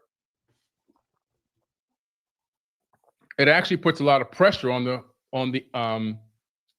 Christian community, because they have this mainstream ideology that they don't want to bend or break because it's been in place for eons. And what kind of academic pressure can they put on you? Now That's right, folks. We Christians have pressure on the academic community to only publish things that supports Christianity. They caught us. Tell that to Biblical Archaeology Review. Yeah. Dude, No tell kidding, that right? to SBL, the Society for Biblical Literature. Like, seriously, like it doesn't exist. The truth is that this would have been Karen King's claim to fame. This would have been her name, famous forever. She backed out and lost. Like, if she could have held her ground based on the evidence, it would have been greatly in her benefit to do it, no matter who was upset with it. But she pulled off because the evidence was compelling. Yeah, it was sloppy. The way that she went about this. Now, I mean, we have evidence of this within the evangelical community with people who kind of vouched for. There was a first century Mark fragment back in 2009 that also kind of created a debacle around it too. And I remember one of my mentors saying, when that kind of came to light, he said, Wes, an unpublished manuscript might as well be a non-existent manuscript. Until the broader academic community has seen it, it doesn't exist. And so because I was very early into my studies. I was doing presentation at churches on the reliability of the New Testament, and I wanted to incorporate this. And I had some very wise counsel and people saying, don't, hold off. This could be legitimate and that would be amazing, but you cannot, for the sake of both credibility and clarity, put this out into the public if it hasn't. And unfortunately, that's what Karen King did. Right. Before it was really able to be analyzed and scrutinized, she vouched for its reliability. And Billy puts that on the screen. He puts that on the screen. I mean, that number 3, that the evidence presses in the direction of a forgery could also stem from her commitment to scholarly rigor rather than external coercion. Yes. Like, everybody's commitment should be to scholarly rigor rather than external coercion. I don't understand why you would put that on the screen. I don't think he knows what he's put on the screen. Well, here's what he says here. Conceivable that indirect pressure arose from the need to maintain the integrity of these institutions. Sound familiar? NASA making up lies about different things that they do. Yeah, they tell the truth in some things, but a lot of things they tell are obfuscated or lied about. And other organizations. You see, Wes, it's just like NASA. NASA telling things out there, okay? Sometimes they tell the truth, and then sometimes they just apparently lie. And that's what happened to Karen King. She just was pressured to retract her support for the gospel of Jesus' wife. It's just like NASA. Did you ever think about that it's being just like NASA? I don't know what you were thinking. I haven't entertained that. I feel like he's taking advantage of people's understandable distrust of various institutions. I get that. But just because somebody can point at an institution you don't trust, it doesn't mean that they're trustworthy. It doesn't mean that they're the solution. It doesn't mean that they have the answer for you. And that's where a lot of this stuff gets off, is they go, look at the bad guy over there. I'm the one that pointed at him. Therefore, I'm good. I'm the good guy. And that's not good enough. We need better than that. All right. Super chats have been piling up. I was going to get to them earlier, but let's get to some now here. Real quick. Wes Huff, a champion of God, bless you for shining light in that darkness. Billy Carson debates Daniel Pikachu and anything. Oh, my goodness. Him debate Daniel Pikachu. Good Lord. That would be, oh, man, that would be a dumpster fire upon a dumpster fire in a nuclear explosion, if anything. Huff, how much does your facsimile of Sinaiticus cost? You know, this is interesting because I've actually tried to backtrack and find if I could buy a number. I kind of want to make giving out facsimiles of Codex Sinaiticus my calling card. And so I tried to look up. When I was in graduate college, I found there's this academic publisher who made this. It's just the New Testament. So I've multiple on my Logos Bible software. Go to logos.com/weshuff if you want to look into that. If you want, but the Codex Sinaiticus facsimile I actually have is just the New Testament, and I bought it when I was in graduate school, and I was specifically trying to practice reading not just Greek, but scripta continua Greek. So Greek from the ancient world that's all capitals, no spaces between words, little to no punctuation. And it was actually pretty cheap. I think that particular publisher has discontinued it. If you try to purchase one online right now, it's probably about $1,000. Interesting. Thoughts on 2 Corinthians 4:4? Is Paul referring to God or Satan? Okay, so that's the verse where the God of this world has blinded people. If Satan, how does this affect John 1:1 that uses theos to refer to Jesus? Thanks. What are your thoughts on that, guys? I need to think about it for a minute. Yeah, I have to look it up specifically. I think it could be either, but I think contextually, it's probably not one of them. I mean, 2 Corinthians 4:4, I think is Satan. That I can tell you. The comparing and the rest of the question, I have to sit and think about it. Yeah, I don't think the comparison, because just because John 1:1 uses theos to refer to God, that doesn't, or to Jesus, that doesn't mean that's the only designator. You can use it as God of this world, God of the whole universe, God of the Bible. There's God of Egypt, this kind of stuff. Words exist within their context, and we need to make sure. God so loved the world that he gave his one and only son. And then John also says in his epistle that if anybody loves the world, the love of the Father is not in them. So obviously words are used differently in particular contexts. So we need to make sure that they're used contextually. Hey, Wes, how'd you keep a straight face with Billy yapping? Also, since you're in Canada, I support you because you're not red-blooded American. With that being said, how do I support you, bro? You can go, well, I appreciate that. Thank you very much. How do I keep a straight face with Billy? I don't know. I mean, he said that every time I sip my coffee that it was because I knew I was setting him up, but maybe it's just good coffee. What was that? That's another thing he said. It's like the people who accuse us of doing hand signs. Yeah. Like, imagine having the ability to like coordinate your thought. You're thinking so much about the debate. You're thinking about what's being said, what was said, everything that might be said, all the research you've done. And you're also like, and now is the sipping of the coffee moment. Yeah. You know what it might be though? So I have P72 on my mug, which is one of our earliest manuscripts of 1st and 2nd Peter. And this particular passage is always be prepared to give an answer to everyone who asks for the reason for the hope that you have, but do so with gentleness and respect, keeping a clear conscience, so that those who speak maliciously against your good behavior in Christ will be ashamed of their slander. So I'm reassured of, that calling every time I sip my coffee. And shout out to the Social Apologist, who also makes hats for Red Pen Logic with Mr. B. So he made me this mug. I really appreciate that. How can you support me, bro? You can always subscribe to all of my platforms, or if you're really looking into supporting me, you can go to apologeticscanada.com, which is the organization I work for, and we're currently running our end-of-year giving campaign, and so you can give to that financially, along with giving financially to IP and Mike Winger. I'm good. Oh, he's good. All right. I'm not, so donate. Give to those guys. I'm good, thanks. If space-time is emergent of quantum information, how can it develop, e.g. Schrodinger equation, the quantum soul, as development infers time? Yeah, so I've heard Sean Carroll and Brian Greene talk about this, that maybe in the quantum realm there's another dimension of time. There's different possibilities for this, because like we made space-time itself maybe is not fundamental, but it could be an emergent, and there could be another underlying form of time. It may even relate to something I remember Richard Swinburne talking about with God's form of time. Could be like non-incremental forms of time. So there's other possibilities there, just perhaps another dimension of time. But yeah, that's all I'll say on that. Billy's going on full damage control. He got his comments flooded with people telling him to release the debate, and now he's resorted to deleting comments. Good job, West. Yeah, I did notice some comments missing when I went there earlier. I wasn't sure is my comment gone? I commented on it. Maybe I didn't see it. I was told at one point he shut comments off, but then I did see them back on. So my comment was there, and a couple people replied to it, but I didn't look again after that. But this is the big red flag is he does this massive video responding to the debate, but he won't just show the debate. He's like, it was edited. Just show the whole unedited thing, or stop threatening people who try to. This is. Anyway, I think it's abundantly clear to everybody what's going on. And I think what really strikes me is not Billy Carson, but it is just the state of things. We cannot just trust people. And that doesn't mean you can't just trust Christians, which is what a lot of skeptics think. You have to think deeply about these issues. You can't just find a guru.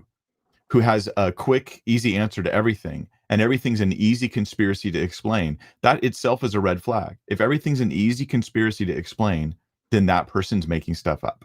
And that's what Billy Carson does with scripture, with God, and then right now what he's feeling is his little kingdom he's been building, his cult is being threatened. It's been exposed.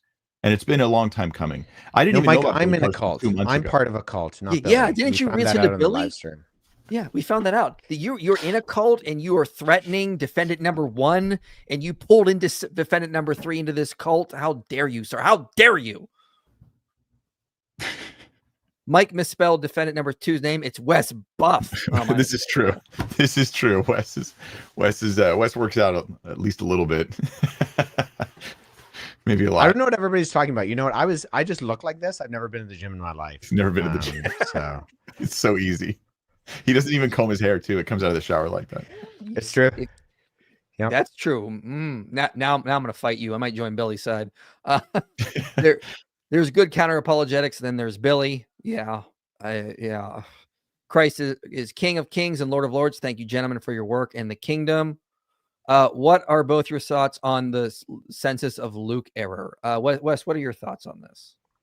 Yeah, I think there are a number of options here. I mean, we do have examples of census papyri coming out of Egypt in places like Oxyrhynchus and Elephantine that show that people were called in to go to their home country. I think the main pushback is Josephus, and that he gives a different date for particularly when Quirinius was governor. And I think that, there's an entire possibility that Josephus was wrong. That happens. Those people were wrong, and we find that in particular places. Tacitus gets Pilate's designation wrong. Pilate was not the procurator; he was the governor. Tacitus thought that Christus was a formal title name, not that it was a translation of Mashiach, of the Messiah. And so, some of these ancient historiographers, they do get things wrong. And so I think just to peg it on Josephus as well, he's obviously right all the time. He's not. And so I do think we need to take a multivalent approach to the data. And I think Luke is a very good historian, and giving Luke the benefit of the doubt. I know, IP, you have lots of content on this. I have lots of content on this. Mike, you have lots of content on this. Luke is an incredible historian who goes to lengths to try to validate that these are real people in real places at real time. So I think we can do two things. We can look at a zoom out approach and say, okay, looking critically at someone like Josephus, we can say maybe he got it wrong in light of the fact that Luke doesn't get it wrong in so many places that other people like Tacitus do get it wrong. And on that basis, give the benefit of the doubt, the historical credibility where it's due to someone like Luke, and saying that this actually happened. Mm-hmm. So I've actually heard on those lines, I've heard that Josephus, and I was reading up on this, and I can't remember which scholar I was reading at the time, and he was saying that Josephus's track record is really much better for events he witnesses, and when he's talking about things from before his time, especially, that's when he just tends to make more mistakes. And so there's like just another like domino we can add in there. There's just tend to be, when I've heard people bring up this objection, they usually just presume that there's this mountain of evidence against what Luke has said here. Yeah. And it, like you said, it's just Josephus. That's it. And then you've got, I've heard others suggest that, well, the way the Greek is worded, the time maybe just be more generic and not like at this time, but around this time. And that's I can't weigh in on this at the moment, but I know that that's another possibility. Yes. Yeah. That is entire. I did do a 40-minute video, I think like 2 years ago, called "Did Luke Misdate the Census of Quirinius?" And I did argue that maybe Josephus got it wrong, because there is some interesting things in his text where he's duplicating events, and he keeps duplicating events. And so it seems like maybe he has just duplicated this Judas of Galilean event, which is connected to the census, and actually got it in the wrong era. So that's entirely possible. You can check out that video if you're interested. The ancient historians weren't foolproof. I mean, we have lots of examples. Strabo, who was one of the main typographers and geographers in the ancient world, actually does a worse job in the regions of Roman-occupied Galilee and Judea than Luke does. Luke gets the distances right and where certain bodies of water are right every time, where Strabo, who is like the guy in the ancient Roman world to get geography right, he gets all of those things wrong. So Once again, I think we can give the benefit of the doubt to Luke almost always. Yeah. Michael, I need help defeating modalism. I found out the church I go to teaches it. How can I show the Trinity is true? Well, if they're modalist, they already accept Father, Son, and Holy Spirit are God. They just believe they're all just one mode of one person of God. And the way I would refute that is just go to passages where all three of them are together. So like the baptism of Jesus. Jesus is there, the Father is speaking from heaven, and the Holy Spirit is descending like a dove. Or go to like the Pharaoh discourse of John, where he's talking about the Holy Spirit coming from the Father and that he will send the Holy Spirit. So go to those places and just show the three are distinct. They're numerically distinct. They're not just one person. So those are good places to go to. Go to where Jesus is praying to the Father. Okay. Use the argument that Muslims use. How could Jesus be praying to himself? Okay, that's an actual time we can use that bad argument they use against the Trinity to use against people that actually think that. Doorbell Billy, yeah, that was interesting. He went to Mark's door at like 2 a.m. to like try to get him to take it down. And oh man, that was nuts. How do you respond to people who claim that their denomination is the only correct way? Well, right here, Mike Winger is one of those people who says, unless you're a wingeling, you're not part of the true body of Christ. So I tell them you're wrong because my way is the only way, obviously. Obviously. If you don't agree with me on everything, every single thing, what you wear to church, how long you're there, what games you play in youth ministry, then you're not saved. But how do you respond to someone who claims that that's a broad question, right? Like you, and by the way, I've never once, except right now, used the word wingeling. David Wood made that. Well, John McCrae made it up. He called me wingeling, like we're buddies. He just called me that as a joke. And then David Wood started calling, and him both started calling everybody who ever followed me wingelings online. And now some people are calling themselves wingelings. And I'm just like, dude, I've never called anybody this ever. At any rate, and then David Woods like does this whole video where he's like, I can't believe Mike Winger calls his people wingelings. Who would do that? it's totally him. He made it up. But yeah, like how do you handle this stuff? Here's a tactic that's not about apologetics, it's about persuasion. You find someone that they really are convinced must be a real Christian, and you show them that they're not part of the small group that they're talking about. And you go, would you be open to talking more about this? That might put a crack in the dam a bit. Yeah, I always go to people like C.S. Lewis because everyone like, yeah, he's clearly a Christian, but he rarely is a part of the denomination people that are part of that kind of stuff. That's good. I also just, go to like scripture, like Romans, where it says like, whoever calls upon the name of the Lord shall be saved, and this kind of stuff. Like it's not about whoever calls upon the name of the Lord and sits in the right pew shall be saved. My favorite moment was when he mentioned how the Sinai Bible, and you turn around and pull out your copy of Codex Sinaiticus. Unbelievable, my man. Yeah, it was incredible.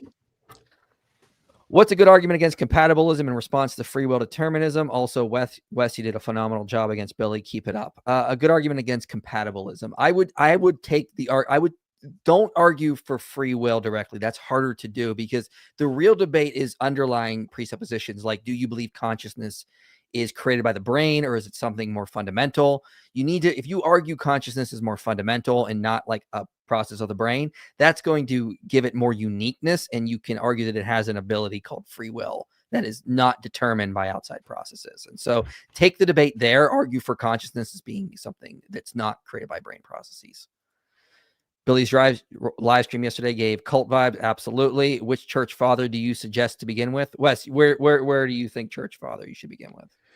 Oh boy. I mean, I always say that the church fathers are kind of like walking into a modern day Christian bookstore in that you're going to get everything from John Calvin to Joel Osteen. So you need to be careful because it's a spectrum, right? And there's a certain level of giving the benefit of the doubt to this period. We benefit from the fact that we live 2,000 years down the road from all of the theological issues that have been hammered out. And so we have language that we can use to articulate things like the doctrine of the Trinity, or, and go ahead and name one.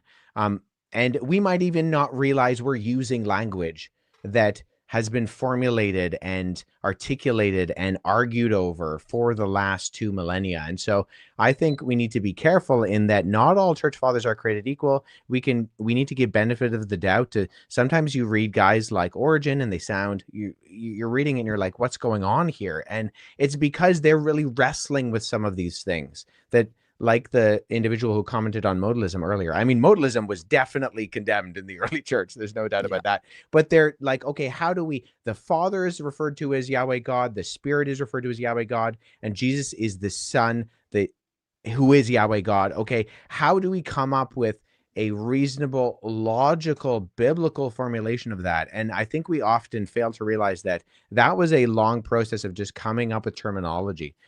So, I mean, Irenaeus Against Heresies is long. It's very good. I mean, Melito of Sardis is always the sleeper agent because he was, he kind of fell on the wrong side of the debate of the date of Easter. But Melito of Sardis and his Easter sermon is amazing in terms of the divinity of the Christ, of divinity of Christ, and just how powerful it is. I read it in my own church every Easter at some point, So do whether we, I'm serving communion or whether I'm preaching or whatever. I make sure to read Melito of Sardis because it's so good. So there are just so many good early church fathers. Tertullian is great because he summarizes a lot of things. I just think, if you're interested in the early church fathers, I'd really encourage you, get a copy of, they're not that expensive. You can get digital copies of the pre, post, and ante-Nicene fathers and just kind of work through them with that understanding, like I articulated before, that some things may sound strange and it's because they're wrestling with these things. Yeah, maybe I'll just leave it at that. Yeah, well said. Hello from Goderich, Ontario, West. Great job. Oh boy, my dad pastored in Goderich, Ontario for a few years when I was a kid, so that's interesting. Yeah, excellent. You're teaching an apologetic class. It's always good. Oh, Stephen DeJagger, I know who that is. Oh, okay. Shout out. Yeah. His father was a Salvation Army captain when I was a kid. Oh, nice. You've inspired me to learn Koine Greek. Could you recommend a dictionary or a lexicon to help me on my journey? I would recommend the Billy Carson lexicon. I think that is one of your best ones to go to. Yes. No, don't do that. If you go to my website, this is a shameless plug, but it's, I think, a genuine help. I have a partnership with Biblingo, the Bible language learning app. It is a phenomenal app. If you go to my website, wesleyhuff.com, on the homepage, and you click that button, I think it should automatically use the discount code at checkout, but WesHuff10 at checkout will get you 10% off. Biblingo is a very good, very approachable app. It will lead you through just daily exercises in learning the biblical languages. If you're looking for a lexicon, BDAG is kind of the standard one.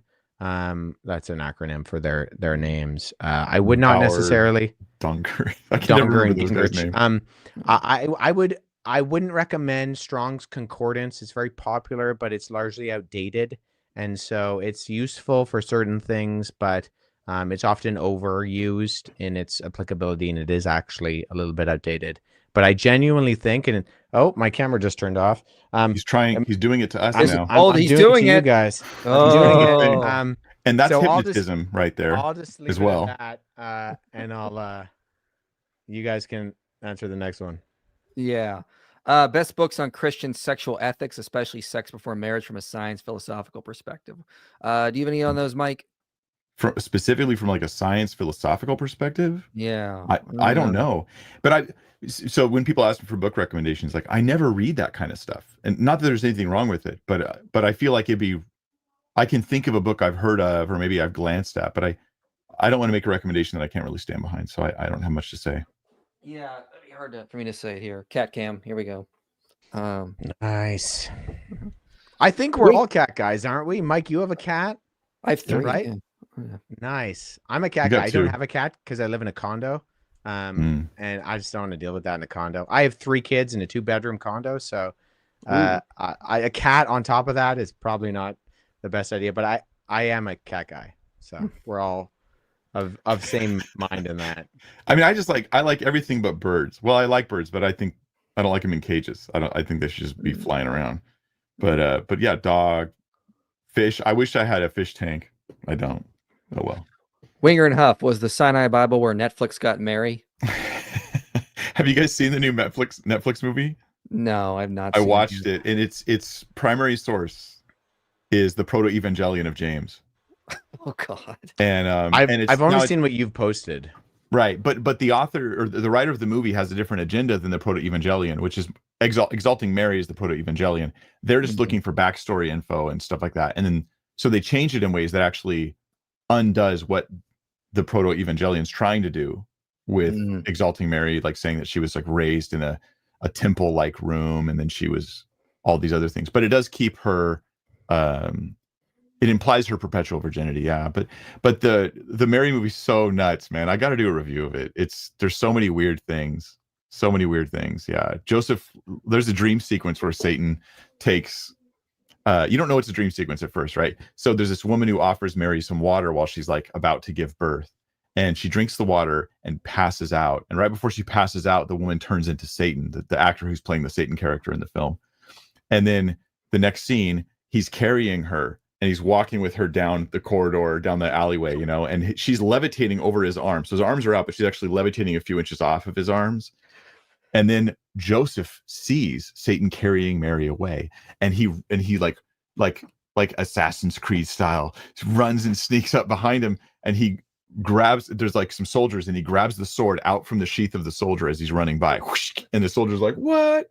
And then he runs up and he stabs Satan in the back, and the sword bursts out of Satan's chest, and his eyes turn red. And then Mary wakes up, and you're like, "What did that mean? What's that? What did that mean?" There's a lot of just odd, weird decisions that they made that it's not going to be a classic. It won't last beyond this year. That was in Codex Sinaiticus, so that's where that came from. Weird stuff. Thank you for the very, very generous super chat. I didn't know you were facing financial issues. Can't let one of my favorite Christians down. Love you guys. God bless you, bro. Also, please get David Wood to join just for laughs. Yeah, let's get David on here. Wes, sorry you have to deal with this nonsense. You and IP are well-read, inspirational Christian teachers. By the way, the debate didn't Spanish and Italian not start to emerge out of Latin until the 5th century. Yeah, because he brought up the Gospel of Barnabas at one point in your debate with him. He's like, no, this is where I was misquoted. I'm actually going to this. This is the text I used to show Jesus wasn't crucified. And like you just correctly pointed out, that's really late forgery from the medieval period. And there's only 2 manuscripts, one in Italian and Spanish. You know what I didn't point out, which I kind of that. There's this passage in the Epistle of Barnabas where Jesus takes a boat to Nazareth, but Nazareth is landlocked.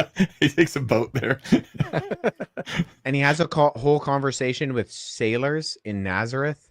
Ugh.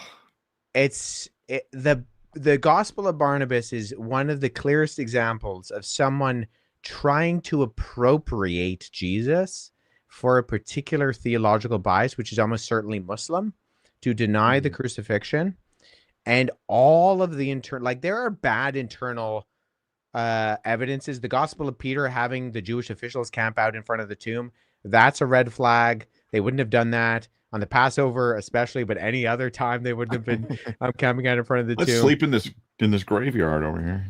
Sure, and the Epistle of Barnabas goes to extra lengths to communicate, hey, I have no idea what I'm talking about. I don't understand Hebrew. I don't understand Jewish customs. I don't understand the geography the Gospel of Israel. Barnabas, right? Sorry, yes, the Gospel of Barnabas, not the Epistle of Barnabas or the Acts of Barnabas, which are 2nd century documents. The Gospel of Barnabas, because it is clearly written in the Middle Ages by someone who is influenced by Middle Age Christianity, or else otherwise has a periphery understanding of that, which is why, as I mentioned in my interaction with Billy, it references the year of Jubilee, but it references the Middle Ages year of Jubilee, not the ancient Israelite year of Jubilee. It paraphrases Dante's Inferno. It says Jesus is just casually walking over to Mount Sinai to spend 40 days on the mountain, and then follows the Jordan River back to Jerusalem. this does not make sense geographically. And then he takes a boat to Nazareth. Like, if you could have any more red flags in a document, the Gospel of Barnabas takes the cake.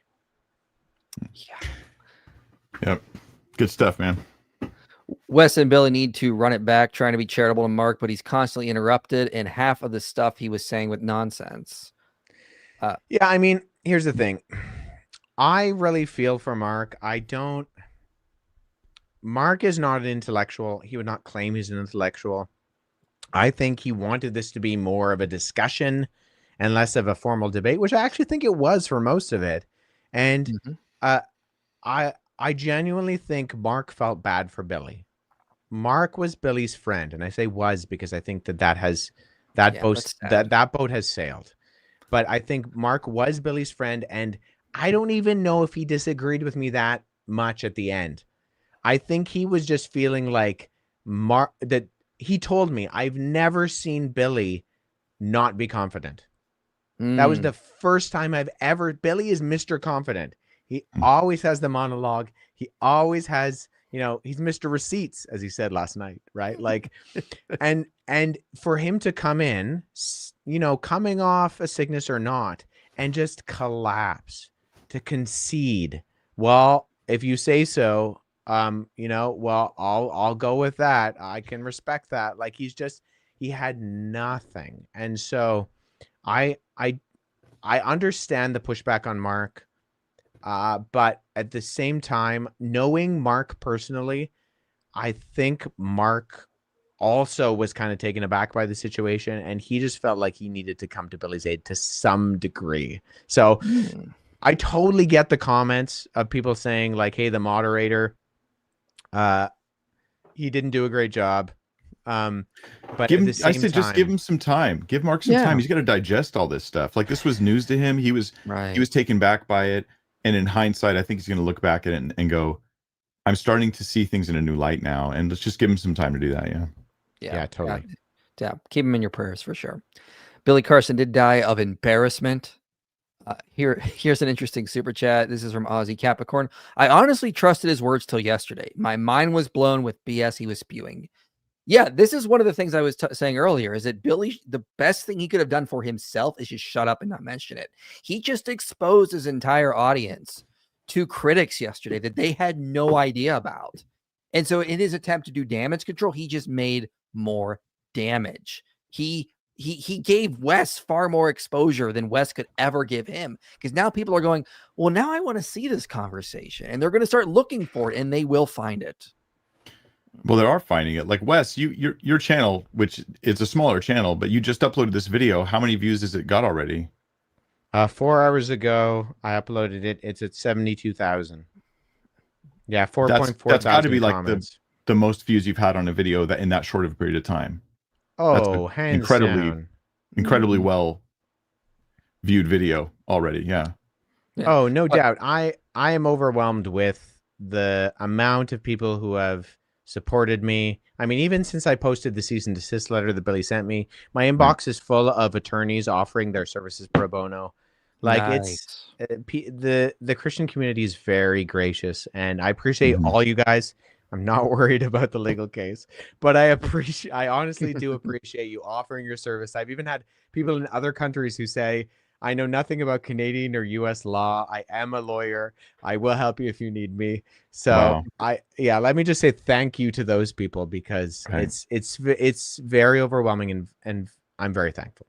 Yeah, because and to be honest, like, Billy might try to present it like we're this sort of like cohort of like powerful individuals or something, but we really, like, I'm a dude in his home office, and you guys are basically the same thing. We're just these guys just making videos to the best of our ability and putting it out there and creating content for free for people and all that. But there's no giant organizational power structure that's there. So it's just really encouraging to know. Like, the same thing with me with Benny Hinn. When I was getting, stuff on that, so many people were like, or when Joel Osteen got my videos removed and stuff like that, people were like, hey man, we got your back. We got your back. And I've always so far said, thank you so much. That means the world to me. I don't need it right now, but it's so good to know that it's there, because we recognize that we're all servants in the same kingdom, pushing forward the same Christ. And that's all we really need. That's the conspiracy part, is that we are part of a kingdom. It's the kingdom of Christ. It's not some other thing. It's just the organism of the church. Exactly. Yeah. And I have linked Wes's channel below, so everyone go subscribe to him. And you can check out the full debate there that he uploaded today. So yeah, please check that out. Off topic, but pray for the Christians of Manipur, India. The levels of persecution there are terrible. Yeah, I will pray for them, and I will definitely look into that. Bonus points for the Dr. Evil reference. You're welcome. Hey, Mr. West, in the debate, you said you were a linguist. What kind of linguistics should I study for ancient languages? Would it work for cuneiform? I honestly cannot speak for cuneiform because as I said before, I've tried and failed at cuneiform. It depends what type of cuneiform. Cuneiform is the equivalent of an alphabet, right? So you're not dealing with a language. Are you talking about Akkadian cuneiform, or are you talking about Sumerian cuneiform? Or are you talking about like Elamite? Like you need to, that's a very specific question. I would say if you're interested in the biblical languages, get on Biblingo, look up, dailydoseofgreek.com or dailydoseofhebrew.com are incredible resources. They're free. They walk through the text. The guys who run those videos are so helpful. Those are free resources. There are lots of resources you can utilize. If you really want to learn cuneiform, there are lots of tutorials on YouTube. I was actually teaching, we homeschool our kids, and we were going through ancient Mesopotamia, so we made some cuneiform tablets. So I looked up some YouTube tutorials, and we made cuneiform tablets out of plasticine. So it's not impossible. My 3-year-old and my 5-year-old are learning at least some of it, so you can too. Yeah. Pray this does change hearts and minds for the kingdom. I have a friend who had bought into these types of things ever since the zeitgeist days. Yeah, and that's right, man. Yeah, it's hopeful. I mean, again, this is just has been. I think this is sort of like Providence thing, because this was like the stone that like broke the dam kind of thing. Is like it was just supposed to be a simple conversation, and it just set things in motion that it made this thing way bigger than it ever needed to be. And a lot of it's thanks to Billy. It's just gonna make it worse. Like I said to you earlier, it was like watching a Mr. Bean skit. Billy's Mr. Bean, and he just keeps making it worse. He tries to fix it, and he keeps making it worse. But in a sense, worse for him. And I on my heart, actually, I feel bad for him, to be honest. But but better for everybody else, especially the people he's been influencing, because he is effectively a false religious leader. He's like a false prophet, effectively. That's what he is. And this was glory to God. This was a good thing. Yeah. Like I said to you before, IP, I honestly believed this was going to be nothing burger. After this debate happened, I believed it was going to be nothing burger. I didn't get to talk about the stuff I really wanted to talk about, but I'm grateful for the fact that it's gotten the exposure it has. I know. I remember you had mentioned this to me, and I was like, when you told me this had happened, I was like, I was so proud of you and yet so jealous of you, because I've been trying to get Carson for a while, and you got him. And I was like, oh, you got him instead of me. Here's the thing. I think you were one of the first people I told, because I knew you had made so many response videos to him that I think like the day after, or like the day after, I messaged you and said like, hey, you wouldn't believe this, but I actually debated Billy Carson because I knew that there was a kernel of you being jealous. And Mike wasn't asked because he's not nice enough. That's probably why. You're absolutely right. Yes, I'm Canadian. It comes with the territory. There you go. No, you did a far better job than I ever could. I for sure. I assure you of that. Is this real life? What I'm seeing? Big fan of you all. Any advice on how to look up the chronology of the 13 Paul epistles? Tips from each of you, please. That's something I have not looked into too much. So I did read a book on it a while ago, but man, I don't have it anymore. I lost a couple books a while back, so I don't know. I know First Thessalonians, I believe, is first. And then I think like the pastoral epistles would be last, is what I would argue. I don't have a special tip on that. I mean, just look at the basic resources, and you just start fresh when it comes to stuff like that, because it's a real specific question. If you really want to go deep on the chronology of the epistles, you're going to probably want to find someone who's writing on that. Where do I learn an historical method? Read Behen McCullough's work. You can read Michael Lacona's book, The Resurrection of Jesus. He's got a whole section on historical methodology. Yeah, good place to start to get an intro to it. He does have a pretty accessible like detailed breakdown on a very like a level where normal people can follow it about how historical research goes and how you assign probabilities and stuff. Yeah, John Dixon's Is Jesus History is very approachable. It's only about 100 pages, and he does a good job of laying out some of the groundwork. He doesn't necessarily go into like methodological analysis, but he does a good job in the 100 pages that is the book. So you could read it in a pretty short span of time. I'd say start with the Dixon one then, because like Hona's it is grueling to read that whole thing. I'm just being honest. So yeah, if you're down for that, but you know, don't bite off more than you can chew is all I'm saying. Dixon's podcast on deceptions is also phenomenal. He does a really good job at it. I bet the whole panel here only has a total of 3 air conditioning units between them, because Billy Carson was bragging, at my house I got 5 air conditioning units. I have a normal sized house. Sorry. I apologize.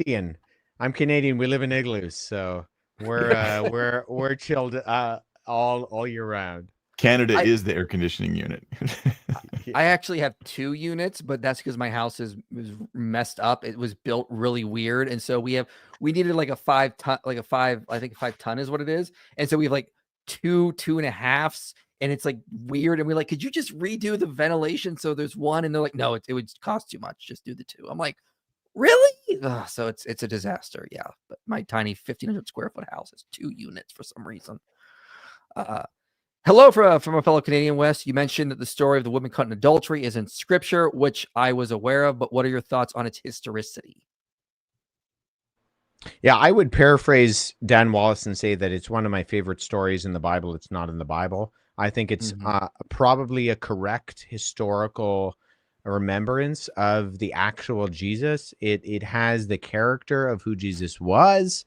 But I don't think John wrote it. And I have the perspective, particularly with the New Testament, that inspiration applies to the biblical authors. And so therefore, because when I look at the evidence and analyze it, I don't see the story of the woman caught in adultery being included in that particular passage in John. I don't think that John wrote it. And so I would say that I would treat it almost like I treat some of the passages, the more kind of edifying passages of the early church fathers, where, man, this can really give you a picture of who Jesus is. I don't think you necessarily need it. Jesus is certainly forgiving. He certainly tells people, go and sin no more on lots of different issues in passages in scripture. And so I think it's a beautiful passage that speaks to the character of Christ. I just do not think it is inspired scripture. Yeah. Never seen Pastor Mike have so much fun. It sounds like a cereal. What was it he said again?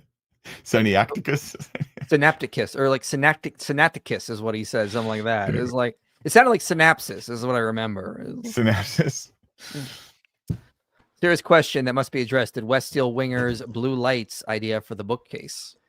You know what? Yeah. I did. Everybody did, man. And I think I messaged you about it. Yeah, I don't care. Blue lights. I was looking at, so cards on the table. I was heavily influenced by Tim Barnett and Mike Winger.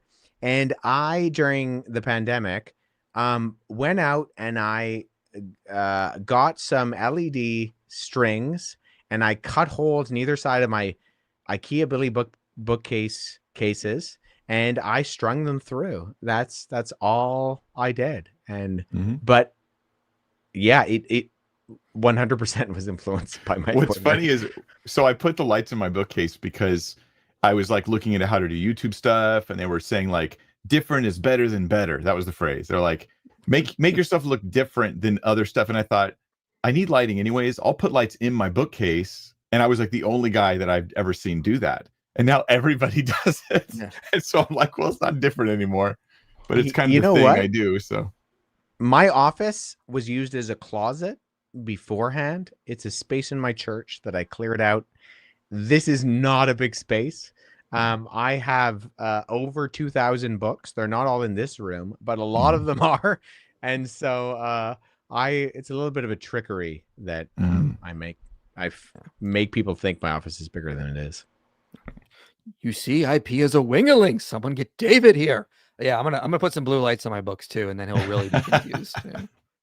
Yes.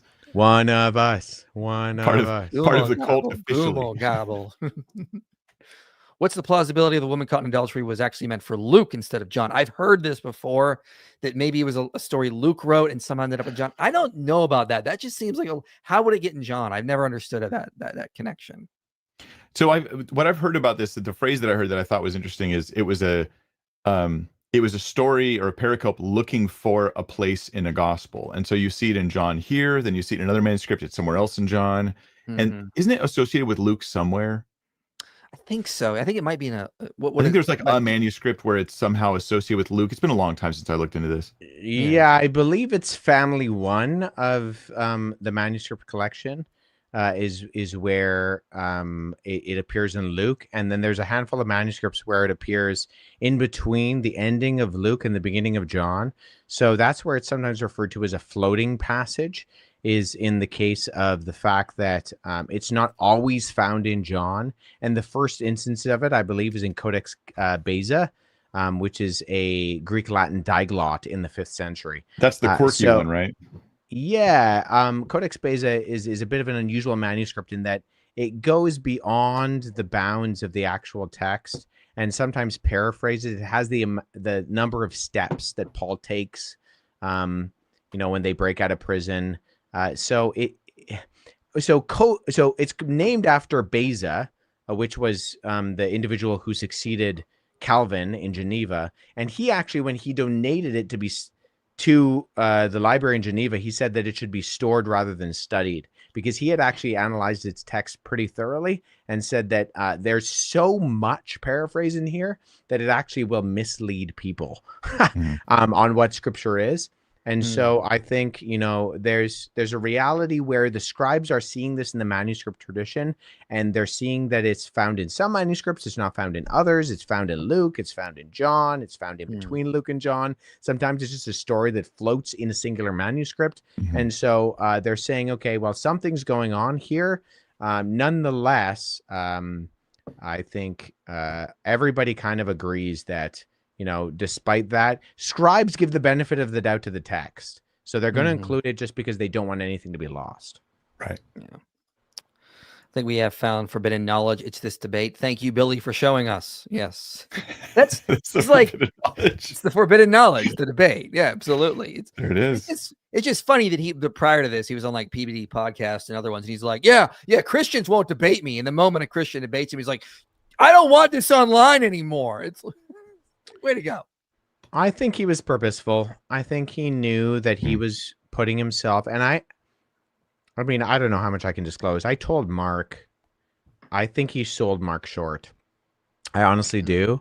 I think he thought Mark's not the most intelligent guy. I don't think he can find someone who can really challenge me. I think it was a combination of, he'd been on these platforms. He'd been on Joe Rogan. He'd been on, Patrick Bet-David. He'd been on Andrew Schultz's podcast. He'd done this kind of run where he was on this high. He'd spouted this stuff and nobody had really challenged him. And he sold Mark short and thought, Mark's going to get someone in. I don't need to worry about that. And so I think it was a combination of those two things where he just thought he could continue to railroad, and he wasn't going to put himself in a situation where he could actually be challenged. Billy Carson monologues, he doesn't dialogue. Yeah, and that's why he does interviews where he feels safe and no one's going to challenge him, or no one has. What's trippy to me? What's trippy to me is how much work you have to go through to refute someone who's just giving total nonsense. The depth of knowledge Wes has on this stuff is rare. It's hard to find somebody like Wes, and so they did, and they got Wes against him. But Wes had to know, like Billy Carson knows, like this sort of surface level strong claims. Random strong claims, and then Wes, your knowledge had to be so deep and detailed in order to respond to that well. This is like one of the hardest things on the internet, is that the level of knowledge it takes to refute obviously false things is nuts. It's just what it is. So that's why we can't spread ourselves too thin. You pick a topic, you're like, I'll focus on this. I won't deal with that, because even though I know it's false, for me to have integrity in responding to it, I have to study so much. Well, and these people confuse confidence with competence, in that there's a lot of people who go on these online sources or on these big podcasts, and they speak very confidently and they speak very boldly. But just because someone speaks very boldly doesn't mean they actually know what they're talking about. Are you sure? You said that boldly, but I don't know if you know what you're talking about. Why does Carson keep using the KJV specifically? Does he not know about other English translations? Like, actually, I think he knows about them. I just think he assumes Christians use that one primarily because maybe that's how he was raised, perhaps. I don't know. Yeah. Carson's an authority guy.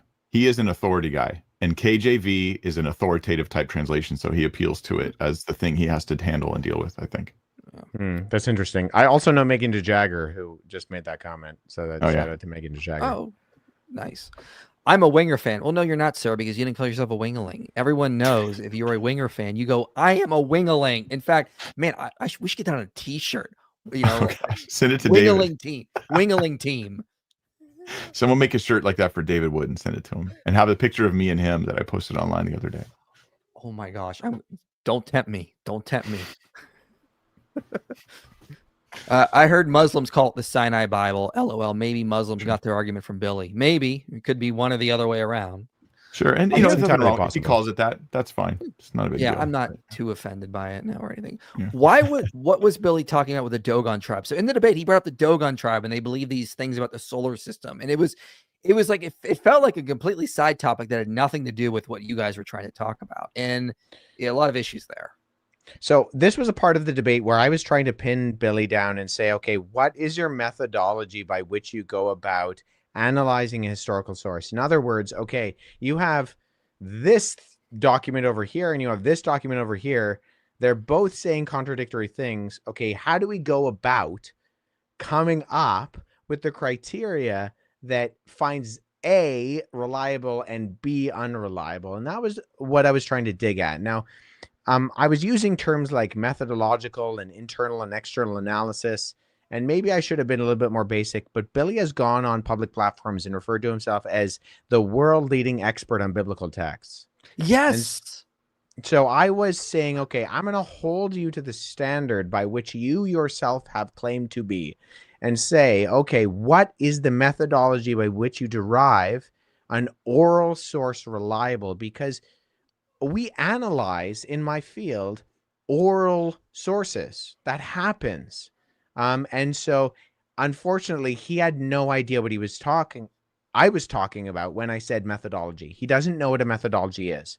So when he explained it and he was talking about the Dogon tribe and I said, well, how do you derive that? He said, well, I get in an airplane and I go to these countries and I talk to these people. So in other words, it is personal, subjective, anecdotal experiences. That is Billy Carson's final objective source, is how he personally experiences these things. And when he goes to some place in the world and they show him a cave painting and they say, they told us about this tri-star system on Series B, he says, oh, that's amazing. I'm just going to take that at face value. And that is his methodology. And unfortunately, that is not how archaeology works. That is not how historiography works. And so he just outed himself as actually not doing history. Yeah.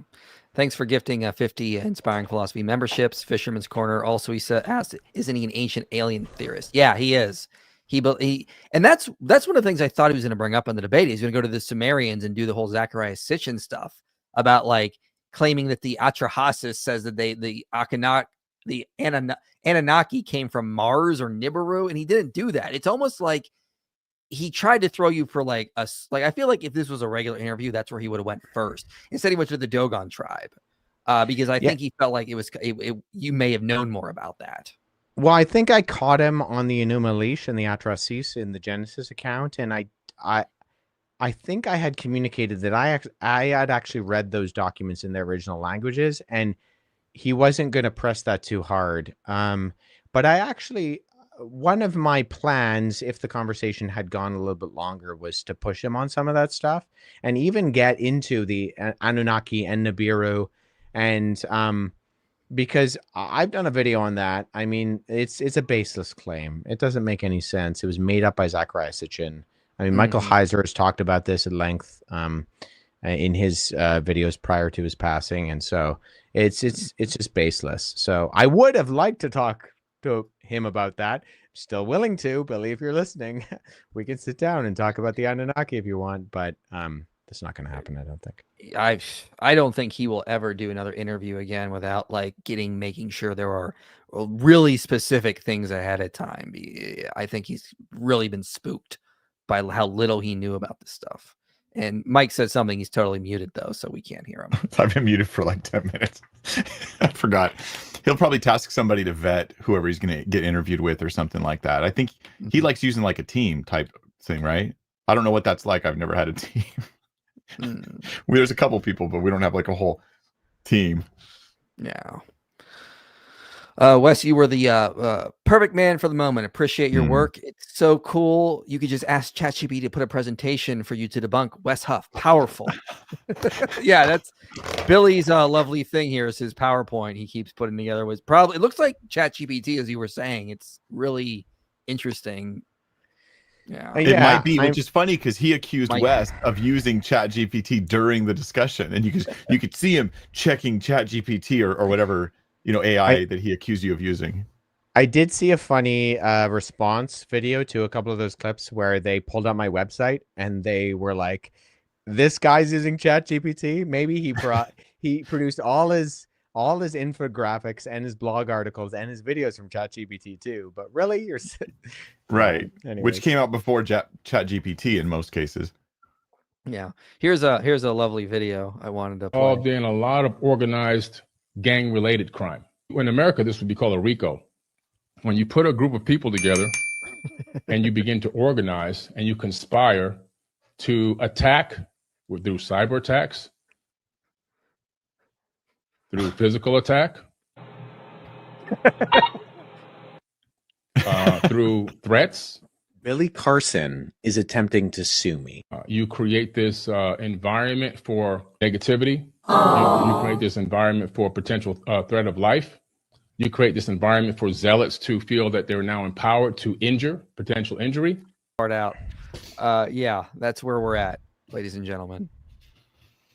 That's your TikTok coming out of you right there. Isaiah 6:10, John 12, only God can blind. Okay. You're a number one Mormon fan here. Love you, brothers, and thank you for all you do. Wes, you handled the debate with incredible, Christ-like, and very inspiring. Yeah, you definitely did a great job there. We do appreciate that. Mike Winger, what's your beef with David Wood about? Yeah, why do you have so much beef with David Wood? That guy.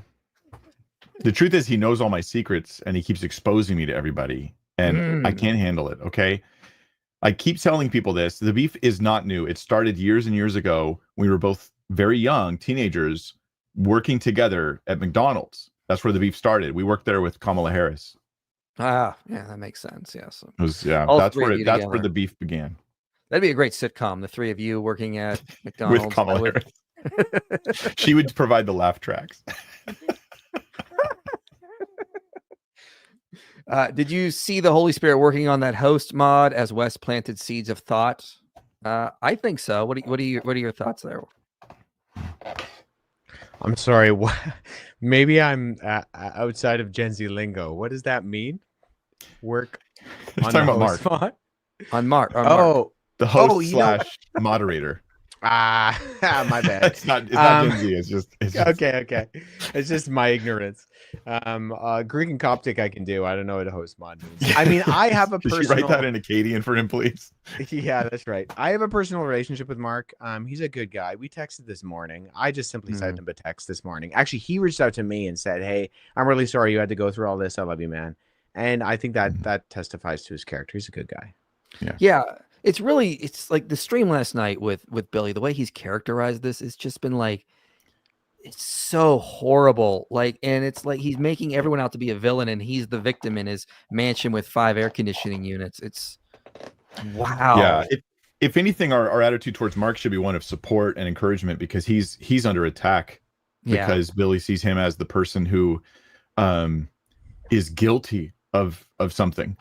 because of, you know, he's raging. He's looking for, you know, he names him as like a defendant. He calls him this guy's a friend of his a week ago or 2 weeks ago or whatever. So we should all be encouraging and supportive of Mark. Absolutely. Yeah, we should definitely do that. Wes, how exactly do you make sweet papyra facsimiles behind your head?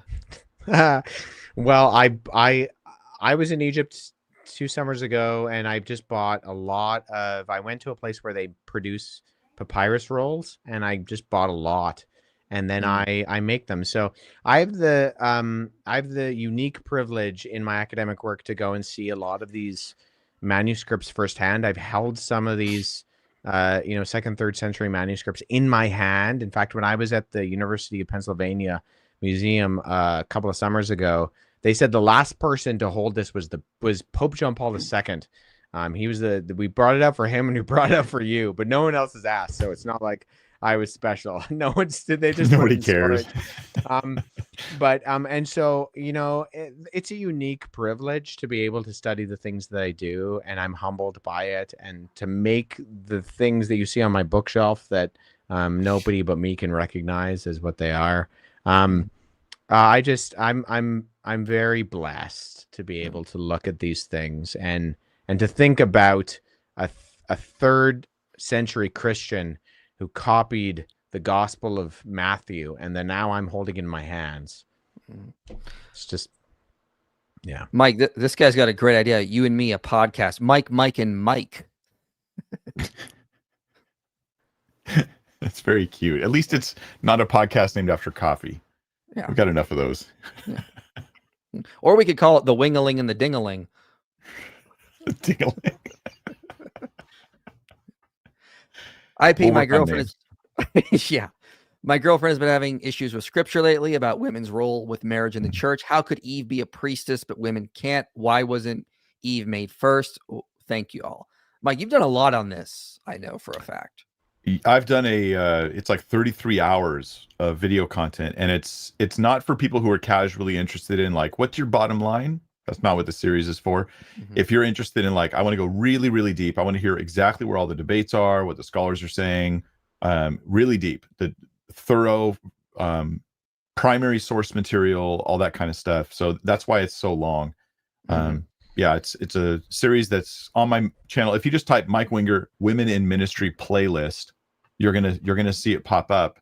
And I timestamp every video, so you don't have to watch the whole thing, but all the content's there because there's things people need to know. So if you look through the videos, find the question you have. I don't take the same approach to Genesis, I don't think, as IP as far as Eve being a priestess, so I'd have to let him answer that question. So yeah, here's what I would say. First of all, I would say that because of 1 Timothy 3, I do think like the head of a church needs to be a man. But like, is that because men are special? No, it's the same reason the Levites were chose to be priests. It had nothing to do with Levi being special. It's just God selected the Levites for a specific role because of his divine providence. It had nothing to do with something inherent within the Levites. And so that's the same thing with this. It's not, God never says men are more special or better. In fact, men are incomplete without women. We can't even do our full task without women. And I also go to Genesis 1. Men and women are made in the image of God together. This is very important, that we have very important roles. And I remember listening to a Catholic, maybe I get the quote up here. I do have it somewhere in my email, but she was arguing that women have a very unique and closeness role to God, because God uses them to make more people, something that men just can't do. And there's a close intimacy there with the sacredness of women and how they're able to do this thing. So women have a unique sacredness that gets them closer to God in ways that men also get closer to God in their own unique way. So it's not one is better than the other. We're different, and we have different roles that neither of us can fulfill. And we need to look at it more like that. Yeah. Let me add one real quick thing, which is that in the New Testament, men and women are both priests. We're a kingdom of priests. So the priesthood of all believers includes men and women. So the question I was just realizing says, how can Eve be a priestess and women can't now? And I won't comment on whether Eve was a priestess, but because that's just a difference of opinion, I think. But women now are actually. They're male and female. We're all priests. And then my contention would be that the priesthood of all believers is not the qualification for church leadership. Yeah. And that's why there's just a different set of things that God's doing there, and God has the prerogative to to do what he wants. And I think he does for good reason, but it's good, healthy to start from a place of saying, if you do want to do that, Lord, I'm not going to complain. I just would like to understand it. Yeah, I think that's a good way to go about it. Yeah. Why did Billy say you're in a cult? Why is he telling his people lies and threatening someone when it's clear Billy's the one threatening everyone? Yeah. He's claiming you were going after his stepson. And I'm like, that's insane. Yeah, what was this? I honestly, to be totally honest, I have no idea what that was about. I don't know if people in comment sections were talking about his son. I have no earthly idea what that was about. I've asked Mark, I've asked Anton, do you have any idea what this is about? They don't either. I will say this, Billy views, because I've watched a bunch of his content, Christianity as a death cult, because he takes the incorrect view that Christ's self-giving on the cross was this idea of divine child abuse, and that Abraham being asked to sacrifice his son was child abuse, and that the same thing is then copy and pasted with Jesus. And it's eisegesis, it's poor hermeneutics, it's a lack of biblical literacy and understanding. And he's referred to me a number of times as being in a cult. I think he thinks Christianity is a cult. And so I think that's just a reflection of the fact that he does not know what Christianity actually is.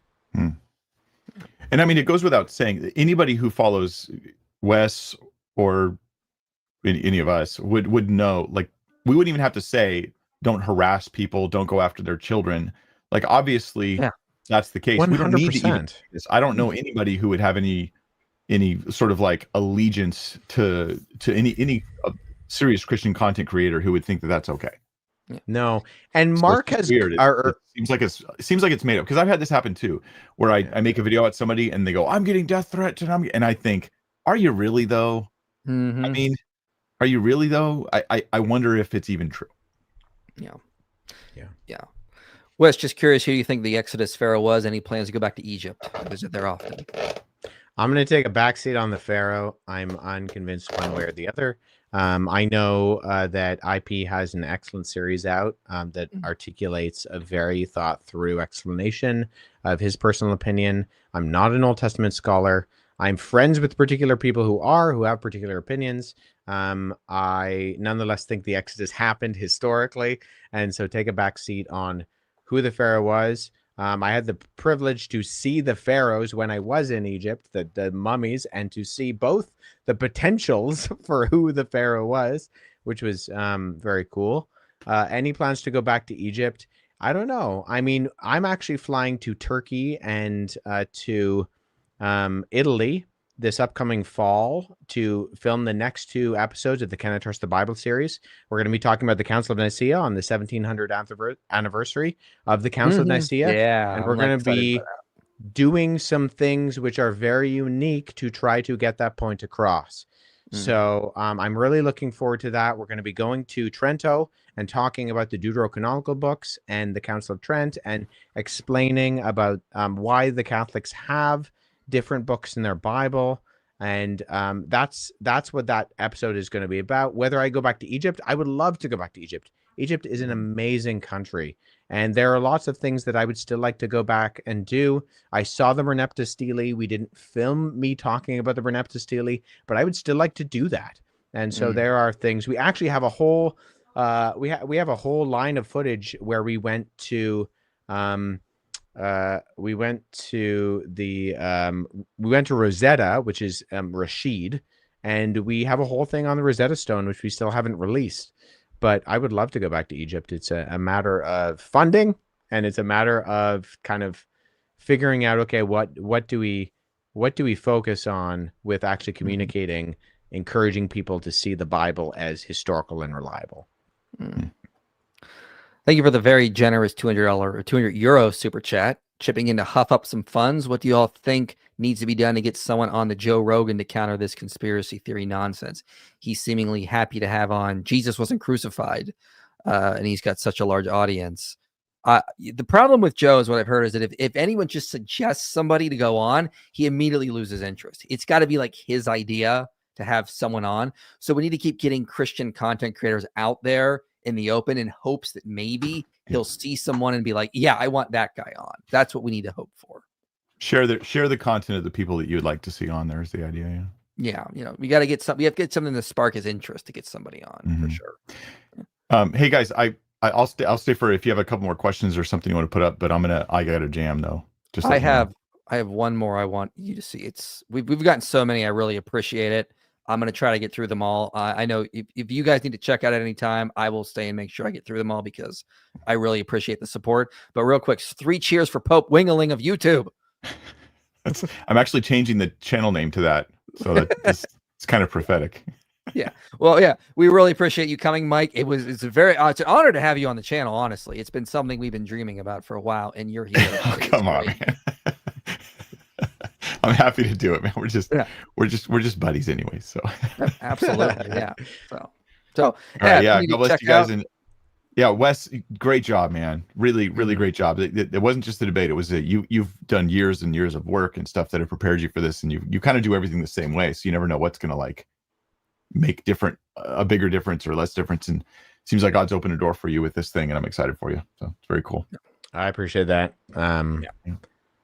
Yeah, it's great. It's great to see you. Appreciate it, brother. All right. Bye, Mike. We see you. See you next time, man. Nice having you on. Wes, what 2 books would you recommend for comprehensive understanding or study of the Bible? And Mike and IP, what is your current #1 theology book right now? Ooh, good question. #1 theology book. I've been reading a lot of history lately. It's hard for me to think of a theology book. I'd have to think about that for a while. #1, like right now, I don't know. There's so many. Like, yeah, I can't think of one, but I think Wes may have some. Yeah, I'm gonna cheat. I'm gonna give you 4. So I think, what is this publisher called? The good book, Christian Focus Ministries. So they have this little series called The Christian's Pocket Guide 2. And so they have one, How God Preserved the Bible and How We Got the Bible. These are really good. Like, I cannot stress how good these are because they're so short and they're so succinct. And particularly Richard Brash is a biblical scholar and he was a missionary. And so he has all this practical experience of actually not just having the information up here, but communicating it to people on an evangelistic level. So Christian's Pocket Guide to How We Got the Bible by Gregory Lanier, and A Christian's Guide to How We Preserve the Bible by Richard Brash. Those are excellent. John Mead and Peter Gurry are personal friends. I love those guys. They hosted me out in Oxford this summer, and that was a real privilege. Scribes and Scripture is a great book. It's a little bit longer than the other ones, but I think it's worth the read. It's not overly complicated, and it really goes through a good comprehensive understanding of the history of the biblical text. And then Peter J. Williams is Can We Trust the Gospels? You cannot go wrong. These 3 in particular, the Christian Pocket Guides too, and Can We Trust the Bible? Like, they're not more than 100 pages. You can read them in a week. Even people who don't necessarily read books on a regular basis. These are definitely approachable resources. And so you can also go to wesleyhuff.com. I have a resource list where I have things broken down by topic and intro, medium, and expert levels on all sorts of topics. So please go there. But those are honestly my 4 that I'm just handing out. I'm buying copies and I'm handing them out when I talk about these subjects because they're so good. Excellent. Yeah. Thoughts on eternal or incarnational sonship? Great reply to Arius was written in the 300s by Alexander of Alexandria. Makes a really good place for eternal sonship. I highly recommend that for eternal sonship. Yeah. I mean, Rob Bowman and Ed Komazowski just released their volume, which was an update to putting Jesus in his place. Awesome. The incarnate Christ and his critics. They will be on my channel. We'll be reviewing a very popular TikToker and his claims about the Trinity not being in the Bible soon. So good. That is, so the previous version, this version is better. The previous one, the footnotes alone is worth buying that document because it's just so good as a go-to resource place for that topic. Yeah. Love to see any of you guys talk with Cliff Nechtel. I was a Cliff fan in the 90s, way before he was cool. Yeah, I think he interviewed me a while ago. I think like 5 years ago. I was on his channel with him and Stewart. Cool. So yeah. Did Billy yesterday on his live kind of feel a bit like a modern false prophet Muhammad? I don't know. I don't know. I don't know what that means.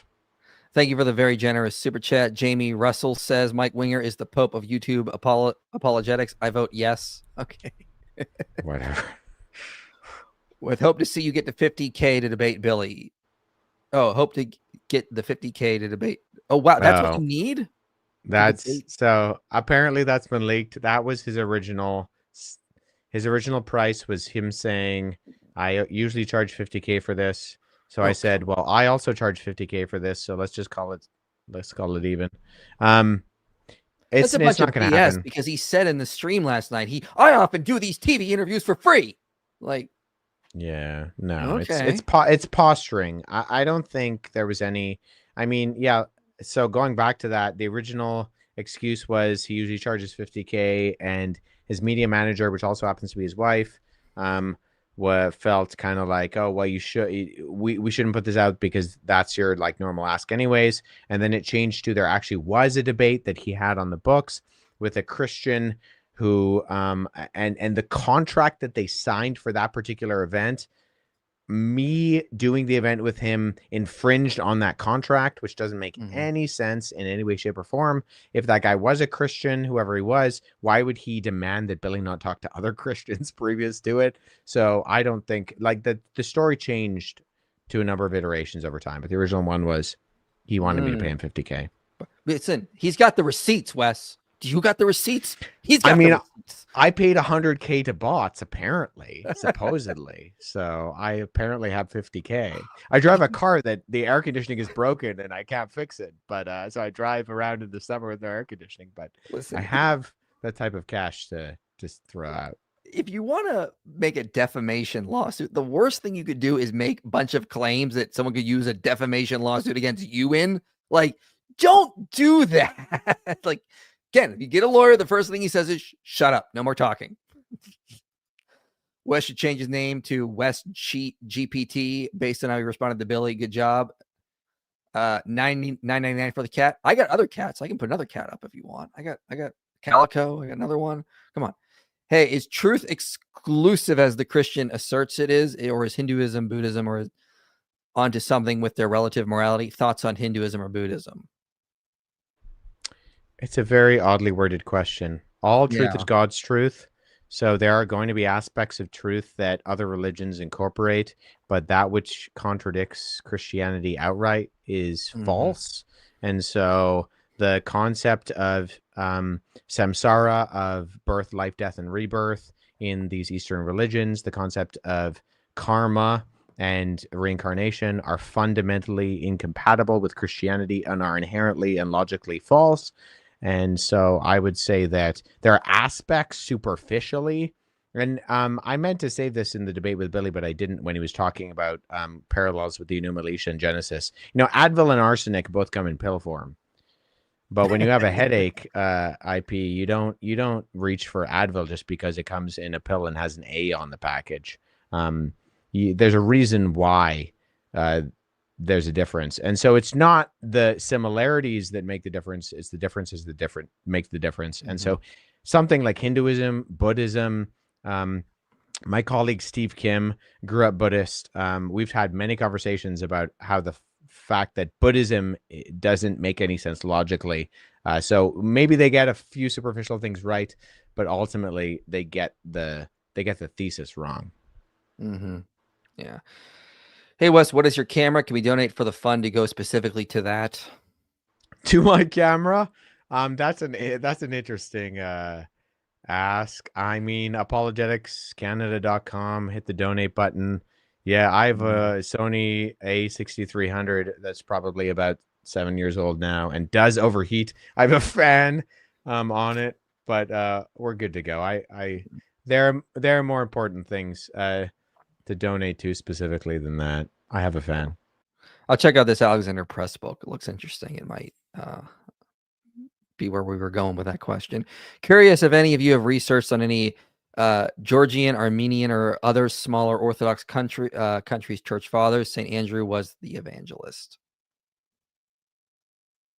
No. Not specifically. I mean, Gavin Ortland has a lot of great stuff on orthodoxy. I have nothing to contribute specifically. How do you describe inerrancy? Yeah, it depends on who you talk to. Everyone has to define that differently. It's annoying. Yeah, I would agree with that. William Albrecht is talking with Jane Snap on the women in adultery. Wes, you should do a video on the discussion. Has to do with scribes making it easier on teachers due to the thing taught at certain times.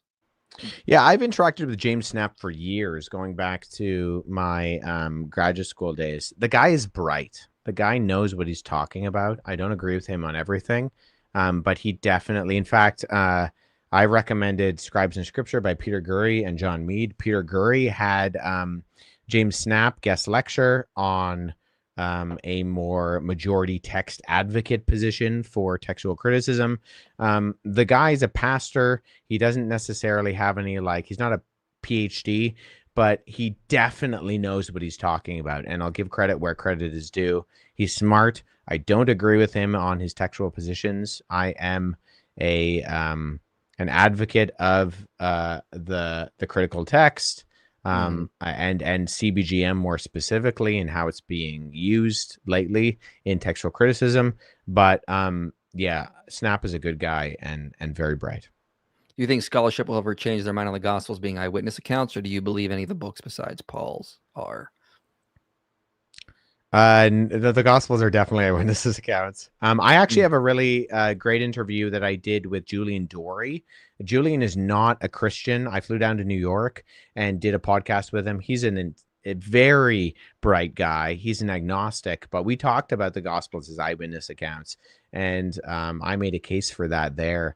And so I think the evidence is unanimously on the side, even though there are obviously critical scholars who disagree. But I think if you read someone like Richard Balcom, if you read someone like Peter Gurry and John Mead, if you read someone like Peter J. Williams, IP, you've done a number of videos on this stuff. Very recently, yeah. Very recently, and it's very good content. The content regarding the eyewitness accounts of Jesus, I think, are unanimously persuasive in terms of the actual evidence as we analyze it, compared to early eyewitness testimony that we look at throughout other ancient historiographical sources. So is the scholarship going to change on that? Well, I don't know, but if they did, they would be incorrect in their change on that. So just because scholarship makes a delineation one way or the other doesn't necessarily mean it's true. However, I think the evidence is on the side of that.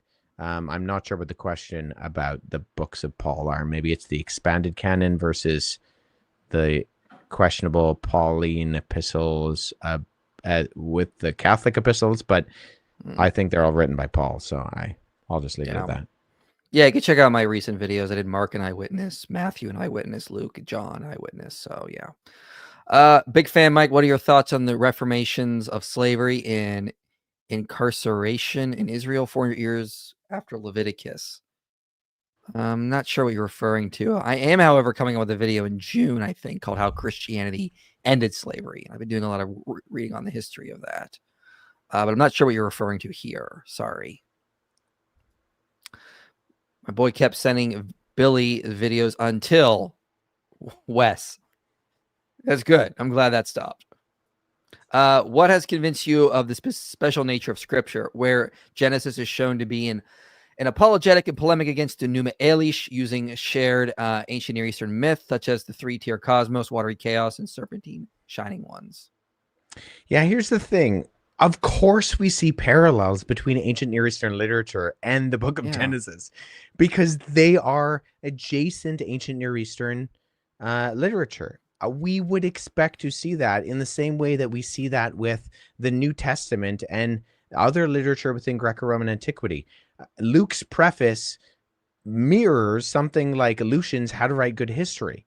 It's not an accident. It's because these are people of their day, and these documents were written for us, but they weren't written to us. And it's understanding the first audience that we understand how we can apply those books to us today. So the book of Genesis is very, very different in its purpose, intention, and meaning than something like the Enuma Elish or the Atrasis. However, of course, we're going to see parallels. I think Right. it's silly when people are like when Billy says, oh, well, divided the waters from the waters. Yes, you're going to see that. I mean, the ancient Near Eastern perspective was one that had a lens of dividing chaos from order. And so we're going to see that all throughout the themes of the ancient Near Eastern literature we see, whether we're talking about Genesis, the Sumerian king list, the Enuma Elish, the Atrasis, the Epic of Gilgamesh. These are all pieces of literature of their day. This didn't fall out of the sky. We didn't dig it up in golden plates. These are things that actually have a historical context. And like I said before, it's not the parallels that make the difference. We're going to find parallels in ancient literature. When I was in Egypt, I visited multiple temples that had a holy of holies that the priest was only allowed to go into. Yeah. Of course, we're going to see that because God isn't going to pull something out of thin air. I went to an area of Egypt where I saw an entire depiction of circumcision in ancient Egyptian hieroglyphics. And I didn't go, oh no, I thought circumcision was a biblical thing, and this completely overturns everything I believe about the Bible. No, God, when he says to Abraham, go circumcise your firstborn son, Abraham doesn't go, I have no idea what that is. He has a framework for these things. Now, is it sanctified by God? Is it set apart and made something that's special and unique and obviously has differentiations? The Holy of Holies in the temple in Jerusalem is different than the Holy of Holies in the temple in Luxor, obviously. However, these are still places, times, documents of their day, and so we're going to see parallels. Exactly. As a Wingling, I hope that Mike Winger will not be defendant number 500. Oh, we're all on there. Oh, don't worry, Ruslan, Cameron, Wes, we're all going to be on there. So if anything happens, I'll need some of those lawyers you had mentioned possibly working pro bono, Wes. That would be helpful. How did Wesley willing to share the love? Yeah. How did Wesley Huff keep a straight face with Carson? Was conflating modern astrophysics and anthropology with ancient Near Eastern mythology? I don't know. I think you're muted. Yeah. Sorry about that. I said I just ignore it. You know, I've had enough conversations with JWs, with Mormons, for some reason we have a lot of the the God Mother cult that exists here in Toronto. And so, yeah, you know, you just kind of, in these types of conversations, my aim is always to figure out what is the most important thing to focus on, because everybody wants to get you down a rabbit trail. And so focus on one thing that's important, try to get to the cross if you can, but ultimately astrophysics and ancient Near East mythology they're not what we're talking about. So focus on what we are actually talking about. Keep Syrian Christians in your prayers. The secular government was overthrown yesterday by Islamic rebels who are led by a former member of ISIS and Al-Qaeda. Yeah, there's a lot of horrible things going on there. We should definitely do that. Wes, can you debate or make a video exposing Black Hebrew Israelites? Vocab Malone, I think, has that covered. You know, yeah, I'll leave it at that. I like to stay in my lane, and I do debate. I have debated a number of individuals within, you know, Islam, Judaism, atheism in person here in Toronto, but Black Hebrew Israelites are not necessarily someone I want to spend my time on.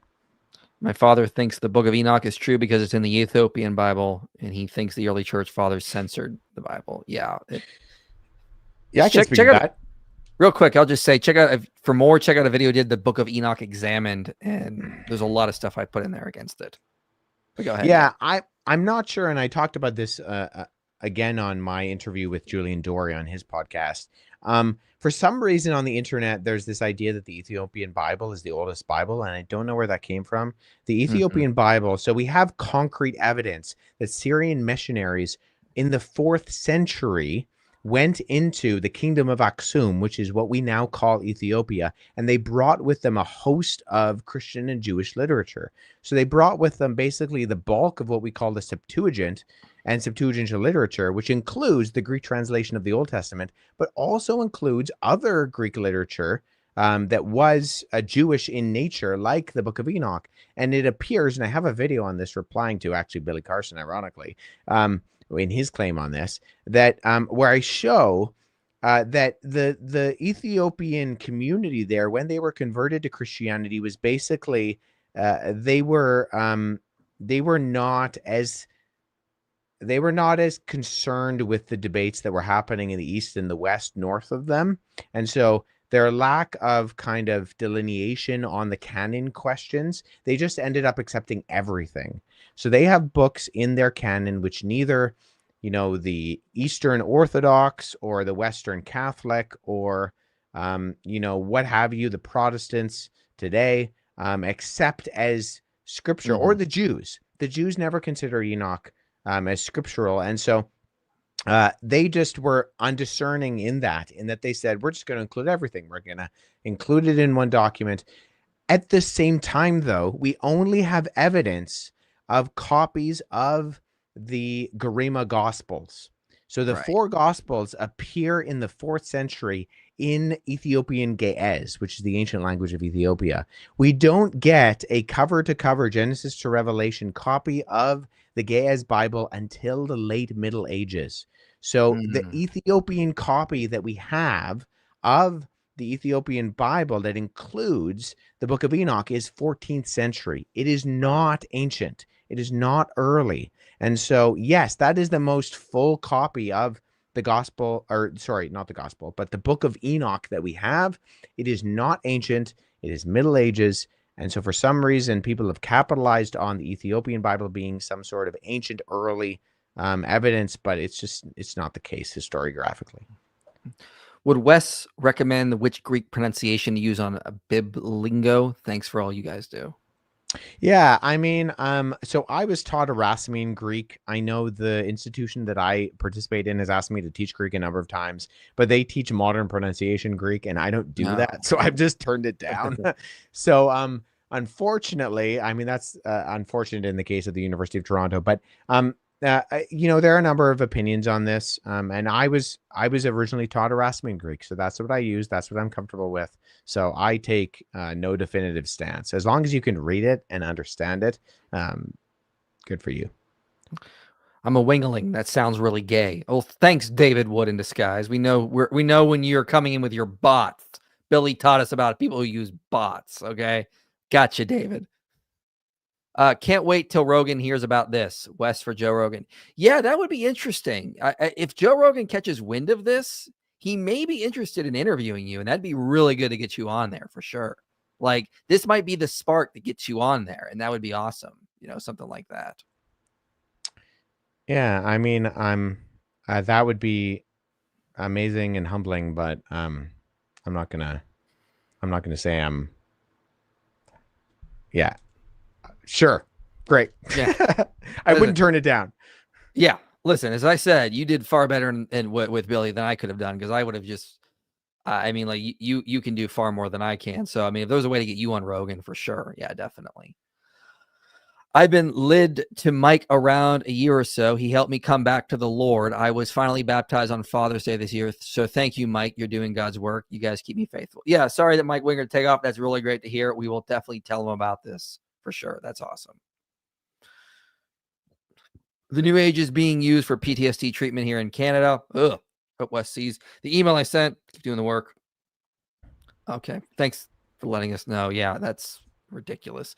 May God bless you for your integrity. Thank you very much, Irene. We really appreciate the super chat, Irene. Peace.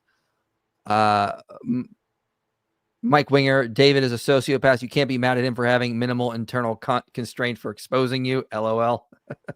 You see? Wes, man, your patience with unbelievable respect. Mary, totally not pagan Christmas. Can you comment on Nephilim? Are they real? I followed the rabbit hole and I'm reaching Christian channels which claim the earth is flat and 5G towers. Okay. I am a believer in healing, but creating several cognitive dissidents. I'm not sure what your opinion on this is, but I tell everyone to watch my video, Genesis 6, the Nephilim, part of my Genesis 1 to 11 series. I'm not convinced the Nephilim were anything but humans. And I argued from internal evidence when I did that. And I tried. I don't think they were half angels or half divine beings. I think they were just humans. And check out my video if you want more. It's like 40 minutes of evidence against that view. Yeah, I mean, I'm open. I'm agnostic. I've read both sides. I think, you look at the normative function of the translation of Nephilim. The Greek Septuagint just uses the term gigas, which means giant. So I think the jury's out. It could have been, it could have not been, but I think it's really not clear in the Old Testament. Certainly not clear as people like Billy want to make it out to be. Yeah. Thank you for gifting more memberships. Much appreciated, Fisherman's Corner. You've been very generous tonight. I really do appreciate all the support. It's been a great night for that.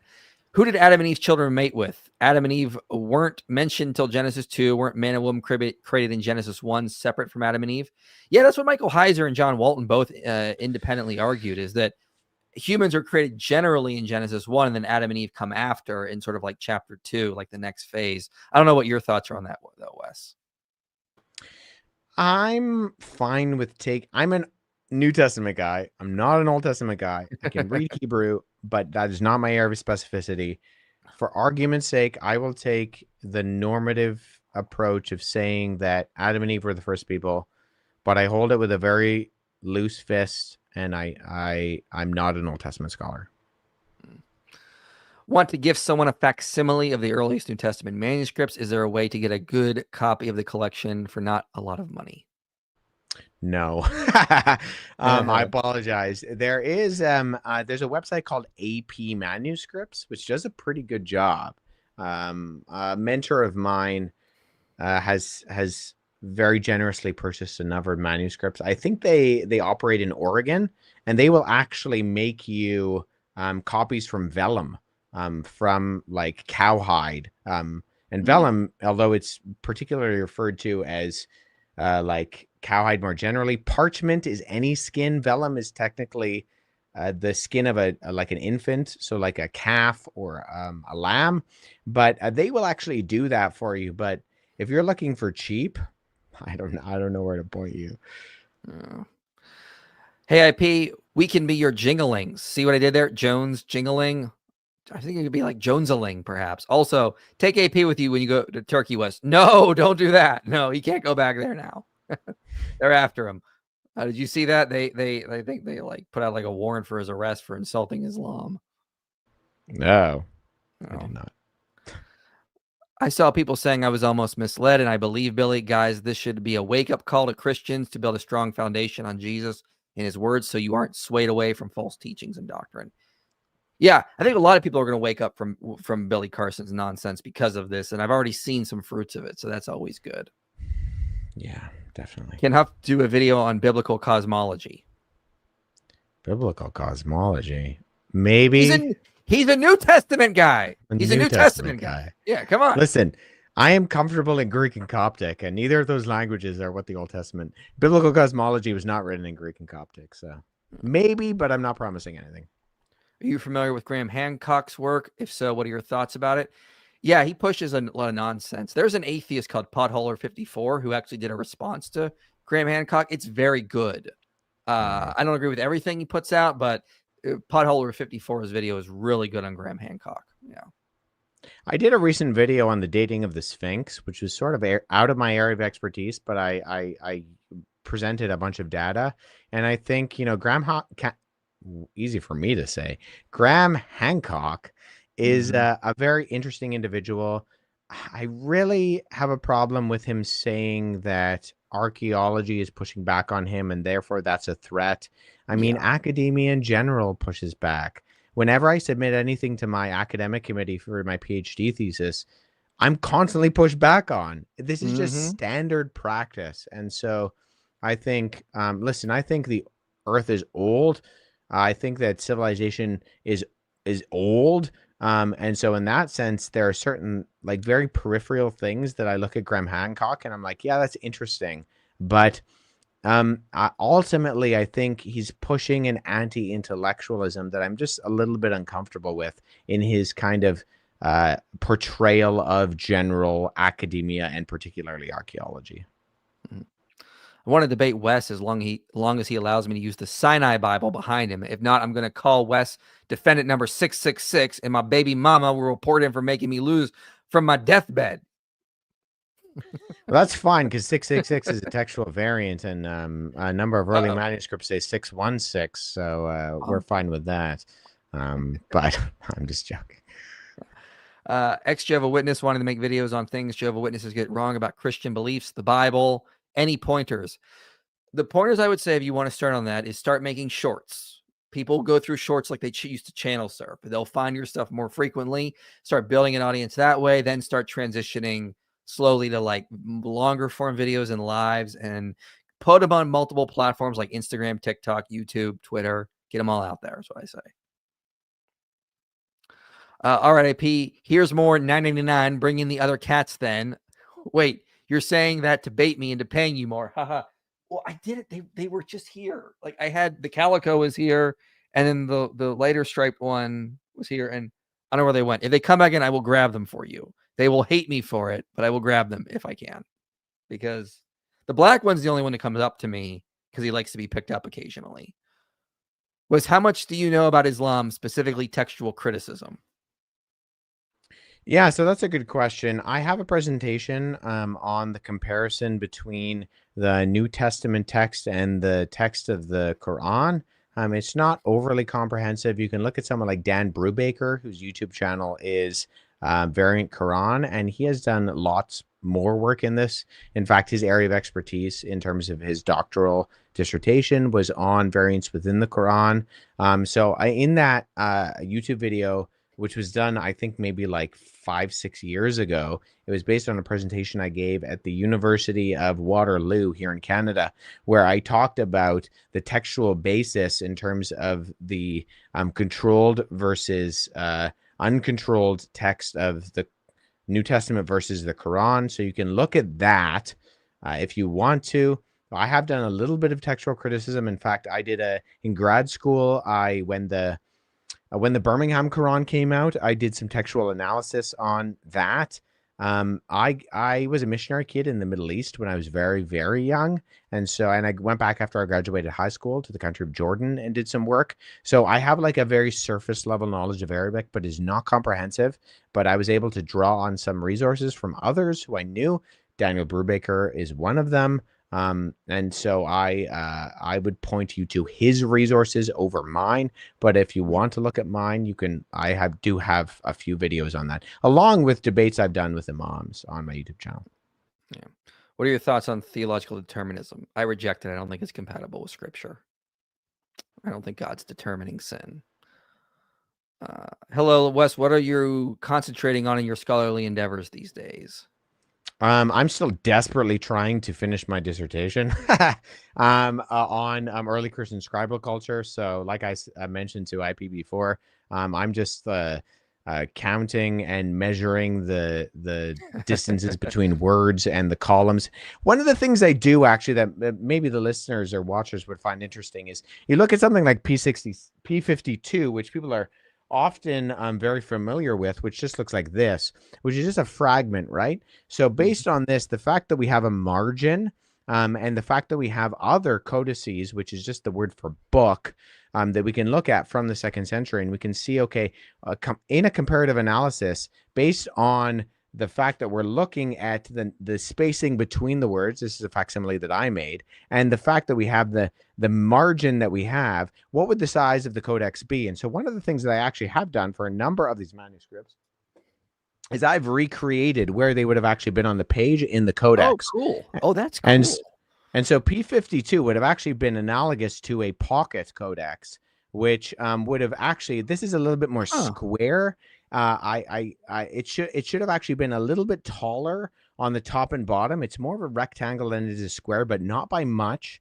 And it would have been a pocket gospel of John that you could have put in your tunic. And so one of the things that I'm doing is I'm actually I'm coming up with approximations of how, when we look at just single fragments, how do we go from this to actually estimating something like this, and then how would it look like something like this?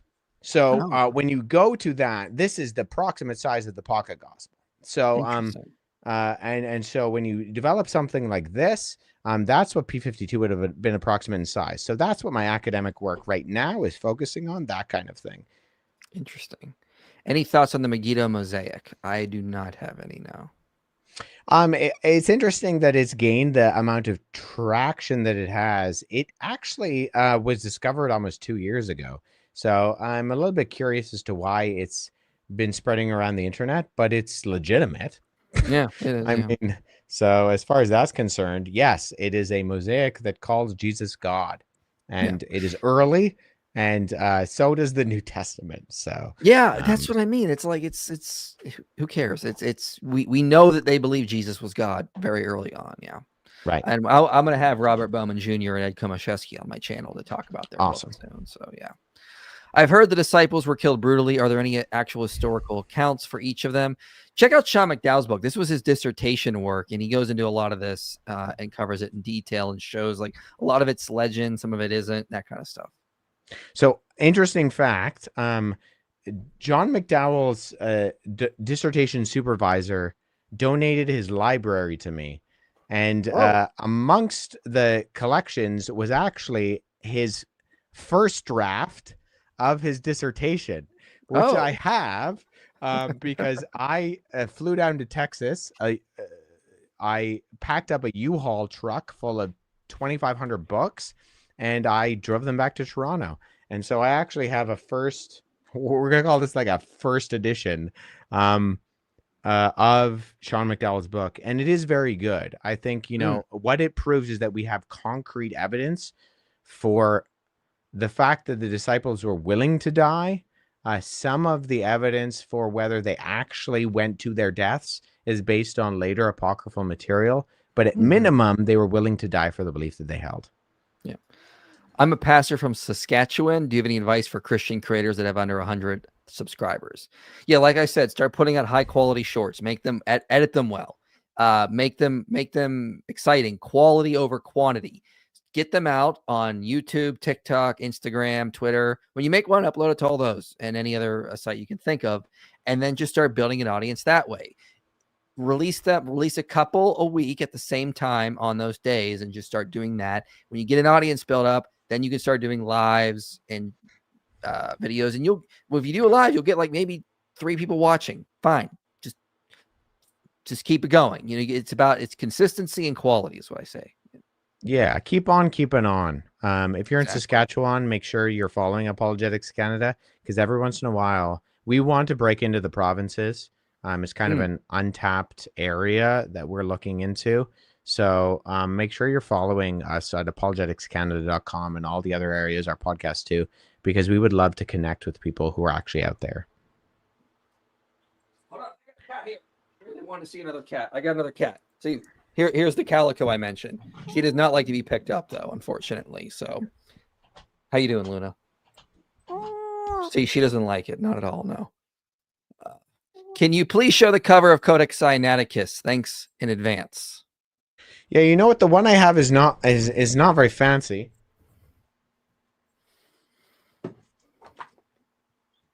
Very unfancy, totally. So it literally just says... what does it say? Bibliorum Codex Sinaiticus Novum Testamentum. Which is just the Bible, Codex Sinaiticus, the New Testament in Greek. I do have, which looks a lot more fancy because it's in lambskin, is I have P66, which is here, which is a late 2nd century, early 3rd century Gospel of John. And I have the New Testament from Codex Vaticanus, which was gifted to me also by... the same individual who supervised Sean McDowell's thesis, Dr. Jim Parker. Shout out to Dr. Jim Parker. So these ones are a lot nicer because they're like bound professionally. The Codex Sinaiticus one is actually very simple, but it gets the point across because it is what it is. Yeah. Is there any evidence for Herod killing of newborns outside of Matthew? I don't think so, but it would have been. It's like Bethlehem was a small town. There would not have been that much on it. I mean, you know, people overthink. It's not like a big metropolis at that point. Yeah, totally. Hey guys, what are your thoughts on the Swedenborg's interpretation of the Bible? Also, would you agree that all Christians believe in some sort of rapture? No, I wouldn't. No, I don't believe that. I think I did a video about a year and a half ago on the rapture, and just said I don't believe it's in the Bible. So no, I don't think that at all. And I'm a post-millennialist when it comes to that. So left Jehovah's Witnesses in August. Unfortunately, my brother joined a group called Yahuwah and Yahusha, saying Yeshua and Jesus are pagan names, saying Jesus means Hail Zeus, and that Paul's letters are in Hebrew and hidden in a vault. Oh boy. Well, you should watch a lot of my shorts on TikTok and Instagram because we cover a lot of that, especially in replies to Billy Carson and others. So yeah, that's unfortunate. Sorry to hear that. But yeah, glad you're Jehovah's Witnesses for sure. Yeah, I'm glad you're out. I also have a number of videos on the whole Hail Zeus nonsense. Yeshua and Jesus are not pagan. They're not. And Hail Zeus in Greek is Hierodio. So it doesn't sound anything like Jesus. It sounds exactly like Jesus. What are you talking about? Listen, don't fight me. Yeah. Is any form of inerrancy necessary? I don't think it's necessary. No. And, if that's what you mean. Yeah. Do you think the ecumenical councils would have been beneficial to quote to Billy to show Jesus is fully God and man? Nicaea, Ephesus, Chalcedon. I don't think he'd accept them. I think he would have called them a bunch of conspiracy theorists. I mean, he did. He cited Nicaea as a way that, I mean, he did it improperly, and he cited information that is false about Nicaea, but he used Nicaea as an example of kind of like government overreach, which is just nonsense, but that's what he did. I got to say, I was a Billy Carson fan for a while, but he got absolutely cooked by Wes, and his reaction was embarrassing. Yes, and we are so happy that this has been exposed, and you are getting exposed to the truth now and not the nonsense he is spreading. As I said, this is going to hurt him more than help him, and we are all for it because we're sick and tired of him spreading misinformation and lies. Gonna be my last super chat. I was saving some money for the Lord's ministry, and I felt like he wanted me to send it to you. Well, thank you so much. We appreciate that a lot. I'm sorry that it's not much, but I keep doing what you're doing. God bless you. This stream is super nerdy. Yes, but that's what you're here for, ladies and gentlemen. Okay. I think Billy might have the Sinai fever. Please, Huff, I beg you, debunk flat Earth. I mean, I don't know. It's not, the Earth is not flat. That's yeah. That has nothing to do with linguistics or philology or New Testament manuscripts. So I'm afraid it's one of those things that's so crazy to me. I don't even want to touch it. It's just so, I don't even want to give it treat it as if it's like a worthy theory, because it isn't. It is so ridiculous. I don't even want to take it seriously by entertaining it. So it's like, I don't want to even, no, it's nonsense. I had a reply to a flat earther on TikTok go viral once. It got like, I think 1 million views, and she was claiming planets weren't real and they're really angels in the sky. And I was like, oh God, help us. What are your thoughts about Paul thinking that the end of the world was right around the corner, using the claim that Jesus was a failed prophet? I mean, Jesus was not a failed prophet, so the conclusion does not follow the evidence that predates it. I think, you know, the end time started when Jesus rose from the dead, and we've been in it since. We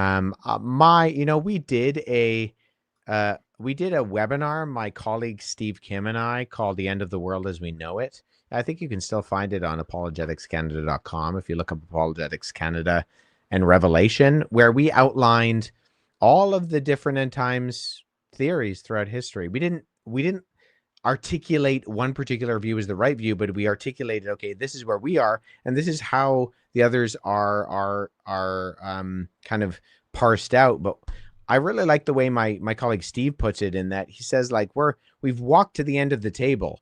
When Jesus rose from the dead, we walked to the end of the table, and we're just following the edge. And we don't know how long that table is. We just keep following the edge. The end could be tomorrow. I don't think it's going to be, but it could be. I like John Calvin's view where he says, the multitude that is before the throne in Revelation is without number. And so John Calvin actually says he's in the early church.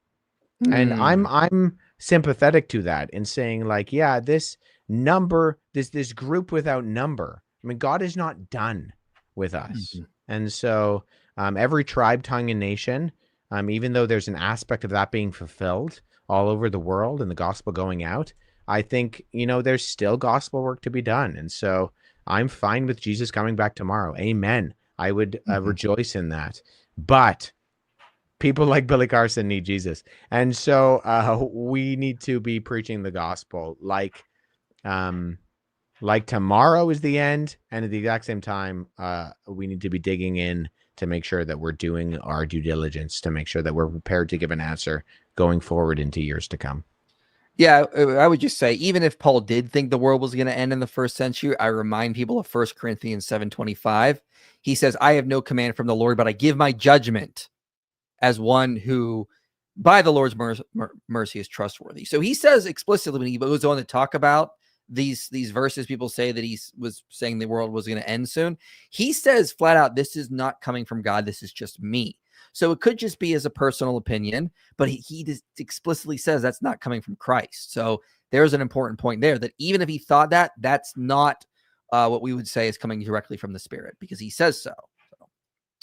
Praying for Billy. This has got to be hard for him. He could make an amazing testimony for the power of repentance and the growth when confronted with the truth of the gospel. That's what we hope and pray for. Unfortunately, so far, he has taken a completely different route, unfortunately. And that's just sad to see. Yeah. West Side. IP, what are your thoughts on Christians smoking pot? Also, do you think is Jay-Z guilty? He's associated with the diddler. I have not looked into that. I saw he was accused. I'll wait to see the any sort of verdict on that. I don't want to get into that kind of stuff on this channel. As for smoking pot, I would not recommend it because I've seen studies showing that it is really bad for brain development and brain cells. But I don't know if it's necessarily sinful or not. I don't think it's good for you. No. What are your views on casting out demons? Why does it seem that the time of Jesus' ministry was super common and now seems like it never happens? Well, that's because Jesus was there. And as the kingdom of God spreads over the past 2,000 years, we should expect less demons because Christianity spreads and the demons flee. So we wouldn't expect demons to be running around like it was prior to this because Christianity is spread and more demons are fleeing. So keep that in mind as well. What's West eschatology, pre, A, or post? I'm amil. Okay, yeah. I'm just a positive amil is what I say. Dwell or Hallow app. No idea what those are. So do you know what those are? Yeah. So no. Wow. That was so many super chats and we somehow got through them all. Some of them I skipped that they were just making comments, but man, there was a lot there. Oh boy. Thanks for coming on. Really appreciate it. I did not expect that many super chats, but do appreciate them for sure. Yeah, this was great. I'm glad we got to talk about it. The more press this gets, I think is the better. I don't want to make myself the Billy Carson response guy, but I am very humbled by the fact that God has used me as a tool in order to correct and reproof and lead people away from false doctrine and things that are just fundamentally counter to what is true with a capital T. So I'm very humbled by that. I'm very humbled by new followers and people who are appreciating my ministry. So thank you very much. But ultimately, I'm a nobody from Canada who likes manuscripts. Make Manuscript Monday great again, is what I'm saying. But that's yeah. But thanks so much for having me on, IP. I've watched your content for years, so it's really cool to be able to connect with people like yourself who I appreciated you long before you ever knew who Wes Huff was. Well, thank you. I appreciate that. And I am glad to have you on. I'm glad to have you in the fight. It's good to have a lot of young scholars in here that are going to hopefully do a lot of great work in the field for sure. I think that's important. So yeah, again, Wesley's channel is linked below. Go subscribe, watch the full debate. I promise you it will be worth it. Yeah, and God bless Wes. You have saved a lot of souls with that debate. Yeah, and I think there's going to be, I think we'll see a lot of good fruits from that, which is great. I don't know. That's hard to say. So again, we're going to close this out because we cannot be here all night, ladies and gentlemen. However, I will be here next week to do a live Q&A with Avery from God Logic. So save your super chats for that next week, same time. And we will go through everything. And we will answer questions like this. Can you give me your thoughts on the authorship of 2 Peter? I think it may have been a scribe that was, he was sort of authorized by Peter to write on his behalf, is what I say. But I don't know for sure. I need to look more into it. But yeah. Peter. All right, Peter wrote it. Okay, there you have it, ladies and gentlemen. Peter wrote it. So thanks for coming, everyone. I'll see you guys next week at this time. Subscribe to Wesley below. And thank you to Mike Winger for coming and hanging out. We'll see you guys next